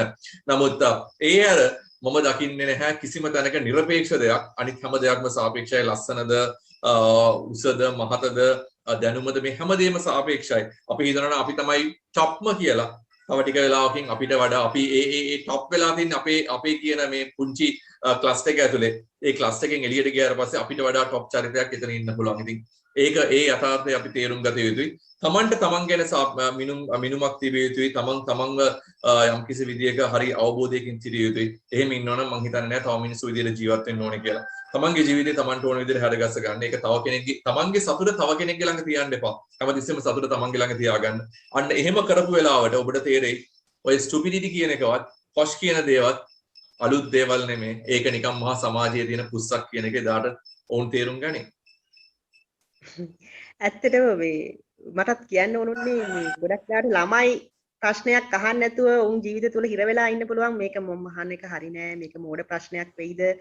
මේම කියලා. ඉතින් ඇත්තටම එහෙම මෝඩ ප්‍රශ්නයක් කියලා දෙයක් නැහැ. ඔබට යමක් දැනගන්න ඕන නම් ඔබට ඒකෙන් දැනුමක් නිර්මාණය වෙනවා නම් සහ ඔබ බුද්ධිමය ප්‍රවණතාවකට යනවා නම් ඔබ මේ ප්‍රශ්නේ ඇසිය යුතුයි. සමහර විට මේ ප්‍රශ්නය ගොඩක් වෙලාවට අසීරු දෙයක් වෙන්න පුළුවන්. එකපාර උත්තරයක් දෙන්න බැරි වෙන්න පුළුවන්. නමුත් ඒක තුල අර අපි කලින් කතා කරා වගේ බුද්ධිමය කුතුහලයේ තුල ඔබට ඉදිරියට ගිහිල්ලා ඒකට අවශ්‍ය කරන පසුබිම සහ ඒකට අවශ්‍ය කරන මාර්ගය හොයාගන්න පුළුවන් ඒක සඳහා. ඉතින් ඇත්තටම මේ ජීවන රටාව ගත්තොත් ඇත්තටම අපි ප්‍රොෆෙසර්ත් එක්ක එකතු වෙනවා මේ කතා බහට. ඇත්තට මේක ගොඩක් වෙලාවට අර රැල්ලට යන්නේ නැතුව තමන් හරි කියලා හිතන තමන්ගේ තියෙන ප්‍රතිපත්තිය අනුව තමන් හරි කියලා සහ මේ අවංකව ඒ කරන තමන්ගේ ජීවන රටාවට හුරු වීම තමයි මම හිතන්නේ ඒක තමයි පහසුම ක්‍රමය සහ ඔබට වැදගත් වෙන දේ. ඉතින් ඔබ අනිත් අය කරන දේම කරන්න යන්නේ නැතුව ඔබගේම අනන්‍යතාවය ගොඩනගා ගැනීම සහ ඔබගේම මාස්ටර් පීස් එකක් අපි අර කලිනුත් යූත් ස්කිල් එකේදී කිව්වා ඔබගේම version එක අප්ග්‍රේඩ් කරගන්න. ඒක තමයි වැදගත් වෙන්නේ. ඔබ තවත් කෙනෙක් වෙන්න යන්න එපා. ඔබම විය යුතුයි. තමන්ව සොයා ගන්න ඕන. අනේ ඒ පසුබිම තමයි ඇත්තටම වැදගත් වෙන්නේ. මම දැන් අපිට තවත් ප්‍රශ්නයක් එනවා. ඒ ප්‍රශ්නේ නැවත අහන්න මට ඒක මගේ හැරුණා. ලංකාවේ තුල විදේශගත වීමට ලංකා විශ්වවිද්‍යාල තුල විශ්වාසනීයත නැගීම ප්‍රධාන හේතුව ලෙස ඔබතුමා දකින්නේ. ලංකාව තුල විදේශගත වෙන්නේ මේ ගොඩක් ශිෂ්‍යෝ සහ උසස් අධ්‍යාපනයට වෙන්න පුළුවන් වෘත්තියක් හොයාගෙන වෙන්න පුළුවන් මේ ලංකා විශ්වවිද්‍යාල පද්ධතිය තුල විශ්වාසය විදවැටීමද කියලා එයා අහලා තියෙනවා. මොකක්ද ඔබ හිතන්නේ? මෙමයි ජස්මින් ලංකාවෙන් විදේශගත වීම නැත්නම් ලංකාව දාලා යන පිරිස ගත්තොත් ඔව් බහුතරයක් ඉගෙන ගත්ත පිරිස. ඒකට ඇයි ලංකාව දාලා යන්නේ කියලා ගත්තොත් ඇත්තටම ඉගෙන ගත්ත පිරිස වලට ඔහුගේ ජීවිතයට ගොඩක් ඉන්වෙස්ට් කරලා දෙනවා. ඉන්වෙස්ට්මන්ට් එකට ගැලපෙන අවුට්කම් එකක් ගන්න බැරි වුණාට පස්සේ ඉතින් එතන දාලා යන සිද්ධ අපි ජීවිතේ ව්‍යාපාරයක් විදිහට ගත්තොත් ඕක තමයි යථාර්ථය. අපි අලුත් බිස්නස් එකකට ඉන්වෙස්ට් කරලා ඒ ඉන්වෙස්ට්මන්ට් එකට ගැලපෙන විදිහ අපිට ප්‍රොෆිට් එකක් එන්නේ නැත්නම් අපිට මේ බිස්නස් එක වහලා අලුත් බිස්නස් එකක් හදා ගන්න වෙනවා. ඕක තමයි ඉගෙන ගන්න අපි ඉන්වෙස්ට් කරන්න කෙනෙකුට හිතෙන්න පුළුවන් මට මේ ඉන්වෙස්ට්මන්ට් එකට ගැලපෙන අවුට්කම් එකක් නැහැ. එහෙනම් මම මෙතනින් යා යුතුයි කියලා. හැබැයි ඒක ණයක් අරගෙන නම් තියෙන්නේ ඒ විදිහට දමලා යන්න බෑ. මොකද අපිට තියෙනවා ලයබිලිටි එකක්. ඒතර අවාසනාවකට ලංකාවේ අධ්‍යාපන ක්‍රමය ඇතුලේ මේ ලයබිලිටි එක උගන්වන්නේ නැහැ. අපිට මේක නිදහස් අධ්‍යාපනය සහ මේ ෆ්‍රී එඩියුකේෂන් නැත්නම් මේ නිකන් දෙන අධ්‍යාපනය වීම ඇතුලේ අපිට ලයබිලිටි එක අපේ අපේ ලේවලට බද්ධ වෙලා නැහැ. ඉතින් ඒකත් එක්ක අර අපි මේ ඉන්වෙස්ට්මන්ට් එකක් විදිහට ගන්නවා මිසක් අපි මේකට ලෝන් එකක් අරගෙන අපි ඒ ලෝන් එක ඉන්වෙස්ට් කරනවා කියන එක අවබෝධයක් නැහැ. ඉතින් ඒක නොදීම ඇතුලේ තමයි කෙනෙක් සමහරවිට ඉගෙනගෙන රට දාලා යන්නේ. නමුත් මම හිතන්නේ ඉතින් කෙනෙක් ඒක ඉන්වෙස්ට්මන්ට් එකක් විදිහට ජීවිතය කියන්නේ ඉන්වෙස්ට්මන්ට් එකක් විදිහට සලකනවා නම් ඔබ රට දාලා යා යුතුයි. මමත් ඕන් එන්කරේජ් කරනවා ඔබ යා යුතුයි මේ රටේ ඉන්න එපා. මොකද ඒ වගේ පිරිස් තවදුරටත් මේ රට තුල ඉඳීමම මම හිතන්නේ ලංකාවට ලොකු අවාසියක් විදිහට මම දකිනවා. මොකද මේ පිරිස් ජීවිතය දකින්නේ ව්‍යාපාරයක් විදිහට. මම හිතන්නේ මේ වගේ චරිත මේ රටේ තුල ජීවත් නොවිය යුතුයි. මේ රට ව්‍යාපාරයක් නෙමෙයි, මේක ව්‍යාපාර කරන්න පුළුවන් රටක් නෙමෙයි, මේක ඊට වඩා වටින රටක්. ඉතින් කෙනෙක්ට මට පුළුවන්කම තියෙනවා මම ඇත්තට මෙච්චර කාලෙකට මම උත්සාහ කරේ නෑ පිරිස් ලංකාවෙන් යවන්න මම හැමතිස්සෙම උත්සාහ කරේ නෑ ඔබ සිටිය යුතුයි මේ රට නිර්මාණය මේ රට සංවර්ධනය කළ යුතුයි නමුත් මම හිතන්නේ නෑ තවදුරටත් ඔය කියන මානසිකත්වයේ තියෙන ගැති මානසිකත්වයක් සහ මේක ව්‍යාපාරයක් විදිහට ජීවිතය දකින පිරිස් එක්ක ඔවුන්ට ගැලපෙන රටක් නෙමේ ජස්මින් ලංකාව කියන්නේ ජස්මින් මේ ලංකාව කියන්නේ ව්‍යාපාරයක් කරන්න පුළුවන් රටක් නෙමේ ව්‍යාපාරයකට එහා ගිහිල්ලා මානසික තෘප්තිය වෙනුවෙන් ජීවත් වෙන්න පුළුවන් රටක් තමයි ලංකාව කියලා. කියන්නේ කෙනෙක් හිතනවා නම් ජීවිතේ ව්‍යාපාරයක් විදියට මම කැමති අධ්‍යාපන ක්‍රමයේ සම්පූර්ණයෙන්ම උඩිය අපිකුර කරලා ওই පිරිස් ටික ලංකාවෙන් හැකියතාක් ඉක්මනට යවන්න. ඉතුරු වෙන්නේ 10 නම් මම කැමති 11 වෙනි වෙලා මේ රට හදන්න. මොකද මේ රට කියන්නේ තවදුරටත් ව්‍යාපාර කරන්න පුළුවන් රටක් නෙමෙයි. මේකේ තිබිච්ච මුල් ටික මරලා තියෙන්නේ. මේ රට සම්පූර්ණිත රටක් විදිහට දෙන මේ රට මහා ප්‍රෞඩ රටක් විදිහට තිබුණාත් අවාසනාවකට මේ ඔය කියන මානසිකත්වයේ තියෙන පිරිස් රට ඇතුලේ නම්බර් එක වැඩි වීම ඇතුලේ නැත්නම් බහුතරයක් ඕන් වීම ඇතුලේ රට කඩන් වැටෙන ඕන් මේ රට ඇතුලේ මහා ලොකුවට දාර්ශනික මතවාද අරගෙන ඔහුට හම්බෙන්න පළවෙනි අවස්ථාවෙම ඔහු රට දාලා යනවා. අතර ඒ වගේ පිරිස් නම් රට ගැන තීරණය කරන්නේ. ඒ වගේ පිරිස් නම් රට ගැන කතා කරන්නේ. මම හිතන්නේ නෑ තවදුරටත් ඕන් ලංකාව තුළ ජීවත් විය යුතුයි කියලා. ඕන් අනිවාර්යයෙන්ම රට හැර යා යුතුයි. විශ්වවිද්‍යාල පද්ධතිය වගකීම යුතුයි රට හැර යන්න. මොකද රටට ගැළපෙන උපාධිධාරියෙක් විශ්වවිද්‍යාල පද්ධතිය ඇතුළේ නිර්මාණය කරන්නේ නෑ. ඒතකොට එහෙම වුණාට පස්සේ රටට ගැළපෙන පුද්ගලයෙක් වුණාට පස්සේ එතන අධ්‍යාත්මයක් තියෙන්න ඕනේ. එතන ඔහුට ගැළපෙන වෘත්තියක් කිරීමේ හැකියාව තියෙන්න ඕනේ. ඒ වෘත්තියට ගැළපෙන අධ්‍යාපනයක් විශ්වවිද්‍යාල පද්ධතිය ඇතුළේ තිබිය යුතුයි. ඒ එක දෙයක්වත් නොලැබෙන තැන විශ්වවිද්‍යාල දරුවා අනාථ වෙනවා. විශ්වවිද්‍යාලෙන් එළියට ආවට පස්සේ ඔහුට සිද්ධ වෙනවා අනිවාර්යෙන්. මොකද උපාධියක් අරගෙන ලංකාවේ ක්‍රමයක් හැදිලා නැහැනේ. වෘත්තිය අනුව තමන් අඳින පළඳින විදිය අනුව තමන්ගේ ජොබ් එකේ ටයිටල් එක අනුව තමයි මනුස්සයව මනින මට්ටමට ලංකාවේ පත් වෙලා තියෙන. අපි වෙන දියුණු රටකට ගියොත් ඉතින් ඔබට වඩා ගොඩක් වෙනස්. සමහරවිට ටැක්සියක් කෙලවන මේ මහත්මයා නියම මහත්මයෙක් වෙනවා. වෛද්‍යවරයෙක් ඉංජිනේරුවෙකුට වඩා වෙන රටක. නමුත් අවාසනාවට ලංකාවේ ත්‍රිවිල් එක කෙලවන මනුස්සයා ත්‍රිවිල් කාර්යය වෙලා තියෙනවා. කවදාකවත් ඉගෙනගත්ත මනුස්සයෙක් ත්‍රිවිල් එකක් එලවන්න මම කියන්නේ ත්‍රිවිල් එලවන්න යන්න කියලා. අපි එතනින් එහාට ගියොත් මේ ගොවි මහත්මයෙක් නෙමෙයි අපිට දැන් ඉන්නේ ගොයියෙක්. අර පාරක උද්ඝෝෂණ කරන මේ වීවලට මේ පොරට ගිල්ලන විතර වීල්ලන ගොවියෙක් ඉන්නව ඇරෙන්න ගොවියෙකුත් නෙමෙයි ගොයියෙක් ඉන්නව ඇරෙන්න එතන ගොවි මහත්මයෙක් නෑ. ඒතර කවදාකවත් ඉගෙන ගත්ත මිනිස්සෙක් කෘෂි කර්මාන්තයට යොමු වෙන්නේ නෑ. මොකද සමාජ පිළිගැනීමක්. ඒතර මේ සමාජ පිළිගැනීම කියන එක කඩලා බිඳලා දාලා තියෙන අධ්‍යාපන ක්‍රමය. ඒක නැතුව වෙන කෙනෙක් දේශපාලනඥයෙක් ඇවිල්ලා කඩලා බිඳලා දැම්ම කියලා කියනවා මම මේක පිළිගන්න කැමති නෑ. මොකද ඕන් ඒ තරම් දක්ෂ බුද්ධිමත් පිරිස් නෙමෙයි දේශපාලනඥයෙක් කියන්නේ. ඔක් කපටි චරිතයක්. ඒතර කපටියෙකුට පුළුවන්කම තියෙනවා නම් රටේ අධ්‍යාපනය වෙනස් කරන්න. ඒකෙන් ගම්ම්‍ය වෙන්නේ කපටියගේ හැකියාව නෙමෙයි. ඔය කියන උගත් බුද්ධිමත් පිරිස්වල තියෙන නොහැකියාව මිසක් කපටියගේ හැකියාව විදිහට මම දකින්න කැමතිද? මේකේ මූලික වගකීම තියෙන අධ්‍යාපන ක්‍රමය ඇතුලේ හෙටට ගැලපෙන දරුවෙක් විශ්වවිද්‍යාල පද්ධතිය ඇතුලේ නිර්මාණය කළා නැහැ. අධ්‍යාපන ක්‍රමය ඇතුලේ නිර්මාණය කළා නැහැ. ඒක ඇතුලේ ලොකු සමාජ විෂමතාවයක් නිර්මාණය වෙලා තියෙනවා. ඒකත් එක්ක එන ආතතිය බලපානවා. ආතතියත් එක්ක එන උගත්කම බලපානවා. අර උපාධිය කොලේ බලපානවා රට හැර යන්න. ඔවුන් අසරණයි අවාසනාවන්තයි. නමුත් ඒක කියන්න දෙයක් නැහැ. නමුත් ඔවුන්ට යා යුතු නම් මේ රට දාලා ඔහු සූදානම් නැත්තම් ජීවිතය කියන්නේ චැලෙන්ජ් එකක්. ඒක යම්කිසි අර මේ ඒ චැලෙන්ජ් එකක් බයා කරගන්න පුළුවන් මට්ටමකට ඔහු දියුණු නැත්තම් මම හිතන්නේ හොඳම දේ තමයි පිට රටකට ගිහිල්ලා ඔය කරන පුංචි රස්සාවක් කරගෙන ජීවිතේ සතුටෙන් ගෙවන්න. මේ රටේ ඉන්නවා කියන්නේ ජීවිතේ චැලෙන්ජ් එකක්. නියම ජීවිතයක් විඳින්න තියෙන හොඳම රට ලෝකේ මේ රට. මට නම් වෙන රටක් නැහැ. හැබැයි කෙනෙක් යනවා නම් මම හරි කැමතියි ඔහු යනවාට. මොකද මේ රටේ ඉඳ මේ රටක කූල්ලන පිරිසකට වඩා මේ රටට ආදරය කරන මේ රටේ නියම ගැඹුර දන්න චරිත ටිකක් ඉතුරු නොදී මම හිතන්නේ මේ රට හදන්න පුළුවන්. අපි ඇත්තටම ප්‍රොෆෙසර් අංකික මේ ළඟදී අලුත් දෙයක් පටන් ගත්තා. ඒක තමයි මේ චිත්‍රපටි ගැන ෆෑන් රිවිව් එකක් කරනවා. ඉතින් අපි මේ ළඟදී පටන් ගත්ත මුල්ම චිත්‍රපටි තමයි මචන් චිත්‍රපටි. ඒ චිත්‍රපටි මේ සමාජ මේ ගැටලුව ඊටාම ලස්සනට පෙන්නනවා. ඉතින් ඇත්තටම රට දාලා යන්නේ මේ බ්‍රේන් ඩ්‍රේන් උගත් පිරිසටත් වඩා තව මුකුත් කරගන්න බැරි සාමාන්‍ය දැනුමක් තියෙන ඒ වගේ කට්ටියත් කොහොමත් හරි බෝට්ටු වලින් ඔය වගේ විදිහට රටවල් අරට යනවා. ඉතින් ගොඩක් කලාවට මිනිසුන්ට තියෙන මානසිකත්වයක් තමයි මේ රටේ මොනවා හරි වැඩ කරගෙන කාර්මික විද්‍යාලයකට ගිහිල්ලා ඉගෙන ගන්නවටත් වඩා පිට රටකට ගිහිල්ලා මොනවා හරි ඊටාම පහත් රැකියාවක් හරි කරත් ප්‍රශ්නයක් නෑ. උන්ට යමක් විතර පිට රටේ ජීවත් වෙන්න කියන මානසිකත්වය තියෙනවා. ඉතින් මොකද්ද ඔබ දකින්නේ මේ උගත් අය ගැන අපි කතා කරා. දැන් සමහර සාමාන්‍ය දැනුමක් තියෙන ඕ ලෙවල් පාස් නැති සමහර විට ඒ වගේ උසස් අධ්‍යාපනයට නොගිය පිරිසක් ඉන්නවා. ඒ තරුණ තරුණියෝ ඔවුන්ගේ අනාගතය ගොඩනගාගන්නේ කොහොමද? ඔවුන් හිතන විදිහට ඔවුන්ටත් ඇති වෙයි ඇත්තටම මේ පිටරටකට යන්න අවශ්‍යතාවයක් තියෙනවා මටත් මේ ජීවිතය අලුත් විදිහට පටන් ගන්න පුළුවන් අලුත් ජීවිතයක් පටන් ගන්න පුළුවන් කියලා. ඔබ හිතන්නේ මොකක්ද ඒ ගැන? ඔවුන්ගේ පැත්තෙන් මම හිතන්නේ ඒක සාර්ථකයි මේ සාධාරණයි ඒ අහන ඒ ඔවුන්ගේ මතේ පිළිගැනීම මම හිතන්නේ ඒක ඔවුන්ට දොස් කියන්න බෑ මොනම විදියකින්වත් මේ තියෙන සමාජ ක්‍රමයේ ඇතුලේ. මොකද මේ මම ඉස්සෙල්ලත් කිව්වා ලංකාවේ අධ්‍යාපන ක්‍රමයේ තියෙන ෆ්‍රී এডুকেෂන් එකක් නැත්නම් නොමිලේ දෙන අධ්‍යාපනයක්. ඒතර නොමිලේ දෙන අධ්‍යාපනය ඇතුලේ ඔය ඉස්සෙල්ලා කතා කරපු මේ මහත්මයා නැත්නම් අපි කතා කරොත් අර ඕලෙවලුත් සමත් නැති චරිතය ලංකාවට තියෙන බර අඩුයි. ලංකාවේ ණය අරන් තියෙන ප්‍රමාණය අඩුයි O level අසමත් කියලා කියන්නේ. මොකද ඊට පස්සේ අවුරුදු 5ක් 6ක් ඔහුට උගන්වලා නැහැ.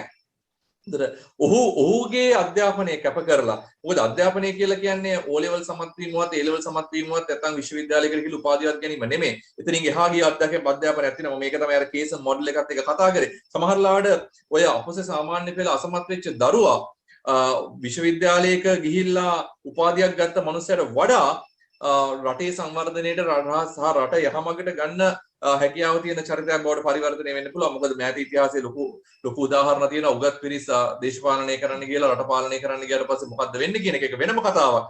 නමුත් කියන්නේ උගත්කම මදි කියන එක උගත්කම නෙමේ කෙනෙක්ට ජීවත් වෙන්න කෙනෙක්ගේ තමන්ගේ පෞරුෂය ගොඩනගා ගන්න අවශ්‍ය කරන උගත්කමවත් මහාචාරකමවත් නෙමේ කියන එක හොඳටම ඒත්තු ගැච්චිච්ච ලෝකයක තමයි අපි අද ජීවත් වෙන්නේ. ඒක වෙනම කතාවක්. නමුත් මම කියන්න උත්සාහ කරේ අර ඔපස සාමාන්‍ය පෙළ අසමත් කියන පුද්ගලයාට ණයයි ඔය විශ්වවිද්‍යාලයෙන් උපාධියක් අරගෙන එළියට එන පුද්ගලයා ඔන්න ඔය ණයභාවයෙන් ණය ගැතිභාවය අධ්‍යාපන ක්‍රමය ඇතුළේ උගන්වලා නැහැ. එතකොට ඔහු ඒ ඔපස සාමාන්‍ය පෙළ අසමත් වෙච්ච පුද්ගලයාගේ ණය ගෙවන්න තියෙන ක්‍රමය තමයි අර උගත් පුද්ගලයා ගිහිල්ලා අර තමන්ට අධ්‍යාපනය ලබා දෙන්න දායකත්වයේ දීපු ණය දීපු පුද්ගලයා වෙනුවෙන් කතා බහ කරන එක. නමුත් එහෙම දෙයක් ලංකාවේ තුල සිද්ධ වෙන්නේ නැහැ. ඔහු අසරණයි.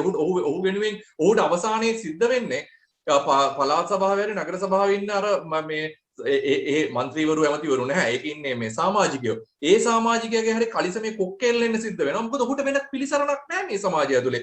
ඔහු උගන්නලා මිනිස්සෙක් යවලා තියෙනවා උගත්කමත් එක්ක රටේ තැනකට යවලා දෙන ඔවුන්ව නියෝජනය කරන්න. නමුත් ඔවුන් එතනට ගිහිල්ලා ඔවුන් කරන්නේ ඔවුන්ගේ බඩ විතරක ගන්න මේ පුළුවන් තරම් හම්බ කරගෙන පර්මිට් එක වෙනුවෙන් හොඳ වාහනයක් හොඳ තනතුරක් වෙනුවෙන් ඒක හම්බ කරගෙන අර දුප්පත් මිනිහට නැවතත් බරපතවනවා මිසක් අර දුප්පත් මිනිස්සයා වෙනුවෙන් නැත්නම් ඉගෙන ගත්ත නෑ කියලා ඔය කියන මේ ඒ කණ්ඩායම වෙනුවෙන් කතා කරන්නේ නැහැ. ඒතර ඔහු අසරණයි. එක්ක ඔහු රට දාලා යා යුතුයි. එහෙම නැත්නම් ගිහිල්ලා දේශපාලනඥයෙක්ගේ ඇඟේ කොක්කක් ගහගෙන තමන්ගේ ජීවිකාවක් ගත කරගත යුතුයි. එහෙම කොක්කක් ගහගන්න මේ තරම් කොන්ද මේක නැත්තම් ඒ තරම් ජරා ජීර්ණ වෙලා නැති චරිතය උත්සාහ කරයි රට දාලා යන්න. එහෙමත් රට දාලා යන්නත් බැරි මිනිස්සයා තමයි අර කොක්කක් ගහගෙන දේශපාලකයා කියන හැම එකකටම එහෙయ్య වෙලා බවට පත් වෙලා තියෙන්නේ. මේ දේශපාලන පක්ෂ දර දේශපාලන හැමතැනකම ඔවුන්ට අවශ්‍යතාවය දෙන්නේ මේ වගේ චරිත ටිකක් නිර්මාණය කිරීම. රට පනින්නවත් බැරි චරිත ටික තමයි අන්තිමට උතන ගිහිල්ලා රට විනාශ කරන බවට පත් වෙලා තියෙන්නේ. ඉතින් මම හිතන්නේ නැහැ ඔවුන්ට දොස් කියන්න පුළුවන් කියලා කොයිලත් රට යන්න පුළුවන් නම් ඔවුන් යා යුතුයි. මොකද ලංකාවේ වෘත්තීන් කීපයක් අර වෙන වෘත්තීන් වලට පිළිගැනීමක් නැහැ. ඔබ විදවිය යුතුයි ලංකාවේ මේ කරපු අසාධාරණ වෙනුවෙන් ලංකාවේ මිනිස්සුන් ලංකාවේ මනුස්සකමට මේ කරපු අසාධාරණ වෙනුවෙන් ලංකාවේ පිරිස් විදවිය යුතුයි. මම කියනවා ඒක විය යුතුයි කියලා. මොකද එහෙම නොවෙනවා නම් ඒක හරි අසාධාරණයි. මොකද මේ ලංකාව දාලා ඔය අධ්‍යාපනය ඔය අඩු මට්ටමක අධ්‍යාපනයක් තියනවා කියන පිරිස් ටික ලංකාව දාලා ඔය ගිහිල්ලා වුන් විඳින හැම දුකක්ම ලංකාවේ ඒ මිනිස්සුන්ගේ පඩියෙන් ජීවත් වෙන මේ මිනිස්සුන්ගේ ලේ දහඩිය මහන්සියෙන් ජීවත් වෙන පිරිස් දුක් විඳිය යුතුයි. ඒක තමයි මම හිතන්නේ මේ යුගයේ අපි අත්විඳින නියම සමාජ සාධාරණත්වය කියලා මම දකින්නේ. එහෙම ඒක තුල මම හිතන්නේ අපිට ගැම්මක් හදාගන්න යුතුයි. මොකද සමාජයේ අපි සතුටෙන් ඉන්න තාක්කල් අපි අනිත් මනුස්සයගේ දුක වේදනාව ගැන කතා කරන්න උත්සාහ කරන්නේ නැහැ. ගහක් කොළක් වටේ ඔක්කොම ටික කපලා අපි ගෙයක් දොරක් හදාගෙන ඒ ගේ ඇතුලේ ජීවත් වෙන්න බෑ කියන දේ හිතුණාට පස්සේ තමයි අපි ගස් කොළන් වවන්න පටන් ගන්න. ඒ වගේම තමයි මේ රටට හම්බ කරලා දෙන්න පුළුවන් පිරිස් ටික රටින් එළියට පන්නලා අපිට දැන් බෑ කියන දේ තේරුම් අරගෙන මගේ බත්පතට අර සිංහලෙන් අපි කියන්නේ අර වෙලා තියෙනවා කියලා ඒක උන දවසට තමයි තේරුම් ගන්නේ අපි වැරද්දක් කරා කියන එක මම හිතන්නේ ඒක තේරුම් ගනිමින් පවතිනවා මේ සමාජයේ මිනිස්සු උගත්කම මත පදනම් කරගෙන මනුස්සකම පැත්තකට දාලා උගත්කම මත පදනම් කරගෙන බල ජීවිතය කියන්නේ මේ බලය සහ ධනය කියන එක මත මූලික කරගෙන මේ වසර ගණනාව වසර 20ක් 30ක් තිස්සේ මේ ආපු ගමන විඳවීම තමයි මම හිතන්නේ මෑත යුගයේදී අපි දකින්නේ. මේක තව ටිකක් විය යුතුයි කියලා මම දකිනවා. එදාට පුළුවන්කම තියෙයි අපිට මේ රට නැවත යථා තත්ත්වයට පත් කරන්න. මොකද ලංකාවේ පිරිස ගැන බය වෙන්න දෙයක් නැහැ. ලංකාවේ පිරිසකට හොඳ ධාරණ ශක්තියක් තියෙනවා. හොඳ හැකියාවක් තියෙනවා. නමුත් අවාසනාවකට හැකියාවට උඩින් ගිහිල්ලා ආත්මార్థකාමීත්වයක් තියෙන රටක් මේක. තමන්ගේ ධනය සහ බලය මත පදනම් වෙච්ච සමාජයක්. මේක බිඳ වැටිය යුතුයි. මේක අනිවාර්යෙන් බිඳ වැටිය යුතුයි. ඒක බිඳ වැටෙන්න මේ තරම් හොඳ කාලවකවානුවක් මම හිතන්නේ නැහැ. ආයෙත් අපේ ජීවිත කාලේ මම හිතන්නේ බොහොමත්ම ඉතාමත්ම ගැඹුරු මේ ඉදිරිපත් කිරීමක් සහ මේ එක්ස්ප්ලේන් කියන්නේ මේක විදහා දැක්වීමක් තමයි ඔබ කළේ ප්‍රොෆෙසර් අංගික හල්වතුර. මම හිතන්නේ ඒක හුඟක් වැදගත් හුඟක් හිතට වදී කට්ටියට මේ පැහැදිලි කිරීම. මම තව දෙයක් කියන්න කැමතියි. මේ ප්‍රශ්න කිහිපයක් තියෙනවා අපිට අහන්න. අපේ දෙවනි වටේට මේ ප්‍රශ්න ටික තියාගන්නවා. විශේෂයෙන්ම මේ ප්‍රශ්න ටික ඉතාම වැදගත් සහ ගොඩක් ඒක විස්තර කිරීම අවශ්‍ය නිසා මම පොඩි දෙයක් තව කියන්න කැමතියි. මේ intellectual curiosity කියන්නේ අපි කිව්වොත් මේක definition එකත් එක්ක මේ intellectual curiosity is a person's willingness to desire to learn new things and dig deeper than the surface. ඒ කියන්නේ මේ අපිට බතු පිටින් පේන දේවල් වලට වඩා අපි ප්‍රශ්න කරලා ටිකක් ඇතුළට ගිහිල්ලා පොඩක් කිඳා බහැලා සොයන්න ඕන මේ ප්‍රශ්න වලට පිළිතුරු යන්නේ. ඒ වගේ තියෙන curiosity එකක් බුද්ධිමය කුතුහලයක් තමයි අපි නිර්මාණය කරගතු යන්නේ. ඉතින් මම හිතන්නේ අර ලංකාව අතර ඉතුරු වෙන ඉදිරි අනාගතය තුළ මේ ගොඩනැගෙන නායකත්වයේ ගොඩනැගෙන නව පරපුර මේ බුද්ධිමය කුතුහලය කියන බුදු කුසලතාවය තුළ ගොඩනැගුණොත් අපි හිතන්නේ මේ අපිට මේ රට වෙනස් කරන්න පුළුවන්, මේ රට ගොඩනගන්න පුළුවන්.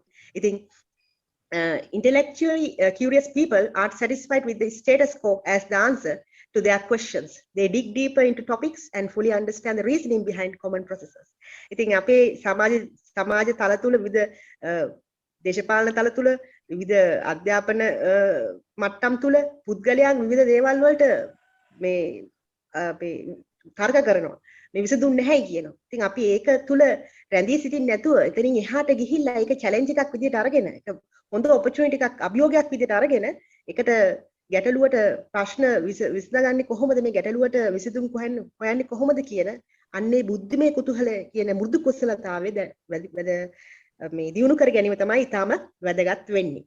ඉතින් ඇත්තටම මේ මම හිතන්නේ දැන් ඔන්න ඊළඟට මේක කියනකොට මට පුංචි දෙයක් එකතු කරන්න දෙන්න. මේ මෘදු කුසලතාවයක් සහ ඒ කියන්නේ අපි ජීවිතයේ ගැඹුරට බහැලා ඉගෙන ගන්නවා. ඒක අපි කුතුහලය කියන එක ජස්මින් මනුස්සයා කියන චරිතය ඇතුලේ තියෙනවා. අපි අපේ පරිණාමයත් එක්ක ඔය ඒක තමයි මනුස්සයා කියන සතා මේ අනිත් සතුන්ගෙන් වෙනස් වෙන්නේ. ඒතර මේ කුසලතාවයේ ලෝකේ ඉන්න බිලියන 7.8කින් අඩුම ගානේ බිලියන 7කටවත් තියෙනවා. 7.8ටම තියෙනවා එක එක මට්ටම් වල. නමුත් ගැටලුව තියෙන්නේ ඔය ඕනම කුසලතාවයක් එළියට ගන්න ජස්මින් අපිට අවශ්‍ය වෙනවා අවස්ථාවක් නැතුව කුසලතාවයක් එළියට ගන්න බෑ. අපි හිතමු මම හොඳ ගායකයෙක්, ජීවිතේට මම හොඳ ගායකයෙක් නෙමෙයි. මම හොඳ ගායකයෙක් නම් මට හොඳ වේදිකාවක් තියෙන්න ඕනේ. වේදිකාවක් තිබුණොත් තමයි මට ගායන කුසලතාවය ටික එළියට ගන්න තියෙන්නේ. නමුත් දැන් ඔය වගේ හැම වෘත්තීය නිපුණතාවයකටම වෘත්තීය සහ සමාජීය නිපුණතාවයකටම ඒකට අවශ්‍ය කරන තෝතැන්න නිර්මාණය විය යුතුයි. ඒ තමන්ගේ හැකියාව ගන්න. නමුත් ලංකාව ඇතුලේ තාම ඒ හැකියාව නිර්මාණය වෙලා නැහැ ජස්මින්. ඔය ඉස්සෙල්ලා අපි කතා කරපු මාතෘකාව ඇතුලේ. මොකද මම මාර කම්ෆර්ටබල්, මම මාර සැප පහසුවක් ජීවිතේ ගෙවනවා. මට වාහනයක් තියෙනවා, මට ගෙයක් තියෙනවා, මට තාම ගෙදරට වී ටික හම්බ වෙනවා, මට සීනි ටික තාම කොහොම හරි විදිහකට ගන්න පුළුවන්. මේ හැම දෙයක්ම මම මේක ඇතුලේ මම මාර සැප පහසු ජීවිතයක් ගෙවනවා. මට තාම මගේ කුණු ටික දාන එක පිළිබඳ ගැටලුවක් නැහැ. මොකද මගේ ඉස්සරහට නගර සභාවේ වාහනය ඇවිල්ලා කුණු ටික අරන් යනවා. ඒතර තාම මට කුණු ප්‍රශ්නයක් ලංකාවේ නැහැ. මොකද ප්‍රශ්න තාම අපිට ඇවිල්ලා නැහැ. තාම මොන දේ වුණත් ජස්මින් ලංකාව ඒක මම කිව්වේ ලංකාව වගේ වෙන වටින රටක් නැහැ කියලා. මොකද වෙන ලෝකෙට ගියා, වෙන රටකට ගියා නම් ඔය කියන ප්‍රශ්නත් එක්ක ජීවත් වෙන චරිත අනන්තයි අප්‍රමාණයි. නමුත් අවාසනාවකට ඇත්තටම ලංකාවේ ප්‍රශ්න වලට මුහුණ වෙලා නැහැ. මොකද ඒ අපිට අපේ හැකියාව ඒ ඩීප් ලර්නින් නැත්තම් මේ ප්‍රශ්නත් එක්ක හොයාගෙන උත්තර හොයාගෙන යා යුතුයි කියන ඒ අවස්ථාව නිර්මාණය වෙලා නැහැ. ඒ නිර්මාණය නොවීම ඇතුලේ තමයි ලංකාව වලපල්ලට යන්නේ. එහෙම නැතුව ගත්තොත් ලංකාවේ මේ හැම තේකටම අවස්ථාවක් තියෙන අවස්ථාව වහලා තියෙනවා. අපි ගත්තොත් තව අවුරුදු 5කින් ජස්මින් අපි හමුවතින් කවුද ලංකාවේ ජනාධිපති වෙන්නේ කියලා. එහෙම ලයින් අප් එකක් ලංකාවේ නැහැ. ලංකාවේ දේශපාලනයේ ලංකාවේ රටේ නායකත්වයේ ඉඳලා පල්ලෙහාට තැනට යනකම් ලංකාවේ තියෙන ලොකු වැකියුම් එකක් මාර මේ අර මොකක්ද ඒකට කියන්නේ ඒක ලොකු මේ රික්තකයක් තියෙනවා. ඒතර මේ රික්තකයේ ඇතුලේ ඒ රික්තකයේ වීම ඇතුලේ මම හිතන්නේ ඊළඟ පරම්පරාවට ලොකු අවස්ථාවක් කියලා තමන්ගේ ජීවිතයේ ඕනම දෙයක් කරන්න. කෙනෙකුට හොඳ ව්‍යාපාරයක් ආරම්භ කරන්න ඕන නම් ලංකාවේ ව්‍යාපාර බිඳ වැටලා තියෙන්නේ. ලංකාවේ ව්‍යාපාර කියලා ලෝකයක් නැහැ අද.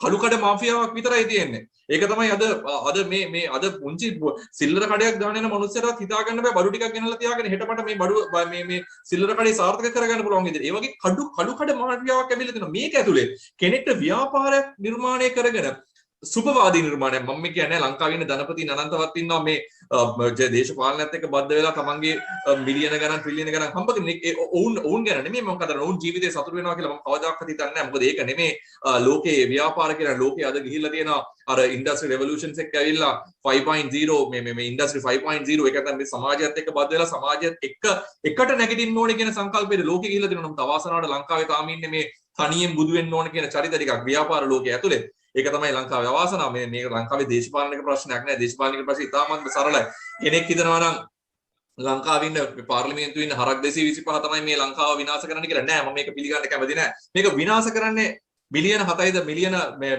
මිලියන 22ක් වෙලා ඉන්නේ ලංකාවේ බහුතර ජනතාව මේ මිනිස්සු විනාශ කරන දෙයක් මිසක් දේශපාලකයෝ විනාශ කරනවා කියන එක මම පිළිගන්න කැමති නෑ.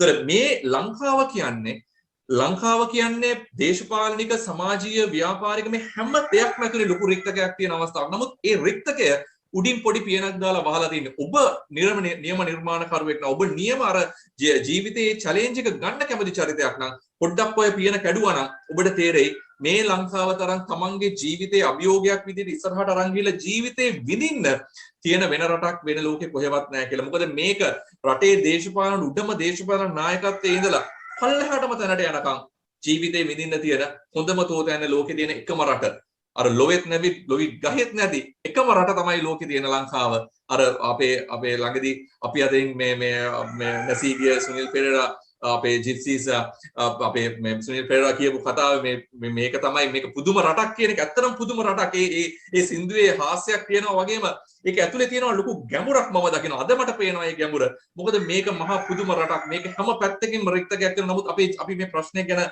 දකින්න පැත්ත වෙනස් ඒ පැත්ත ඇතුලේ පුංචි තිරයක් දාලා වහලා තියෙනවා අර තියෙන රික්තකේ පේන්නේ ඔබ පිටිපස්සෙන් ගිහිල්ලා බැලුවොත් මේ ඔක්කොම පුස්සක් තියෙන්නේ ඔබට හොඳ අවස්ථාවක් තියෙනවා ඔබගේ ජීවිතේ ජය ගන්න ලංකාව තරම් හොඳ රටක් වෙන කොහෙවත් නැහැ.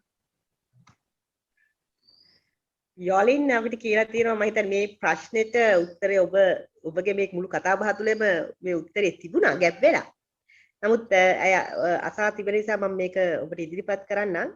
මේ රටේ මිනිස්සු මම හිතන්නේ මේ අපේ රට ගැන තමයි කතා කරන්නේ. රටේ මිනිස්සු තුළ මනුස්සකම් දකින්නවත් නැති යුගයක්. තමා විශ්වාස කරන දෙයක් නැතිවීමට තියෙන යුගයක්. මුදල් මත සමාජ තල බිහිවීමට දකින්න හේතුවක් වන්නේ මොකක්ද කියලා අහලා තියෙනවා.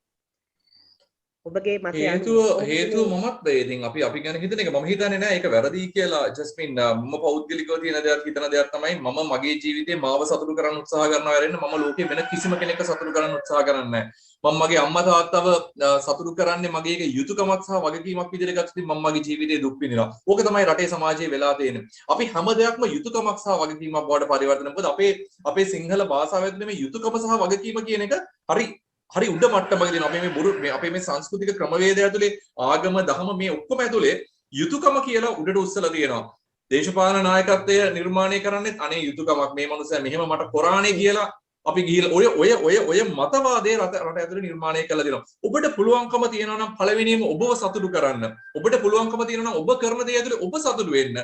ඔබ කවදාකවත් තව කෙනෙක්ගේ ජීවිතේ සතුට උදුර ගන්න උත්සාහ කරන්නේ නැහැ. ඔබ යුතුයකම සහ වගකීම කියලා නිර්මාණය කරලා ඔබ අනිත් මුළු සමාජ ක්‍රමයේම බිඳවට්ටලා තියෙනවා. ඔය පුස්ස තමයි අද ලංකාව ඇතුලේ මම අත්දකින්නේ. කෙනෙක් කියනවා නම් මම අම්මටයි තාත්තටයි සලකන්නේ යුතුයකමක් සහ වගකීමක් වෙනුවෙන් කියලා මම මේක පිළිගන්න කැමති නෑ.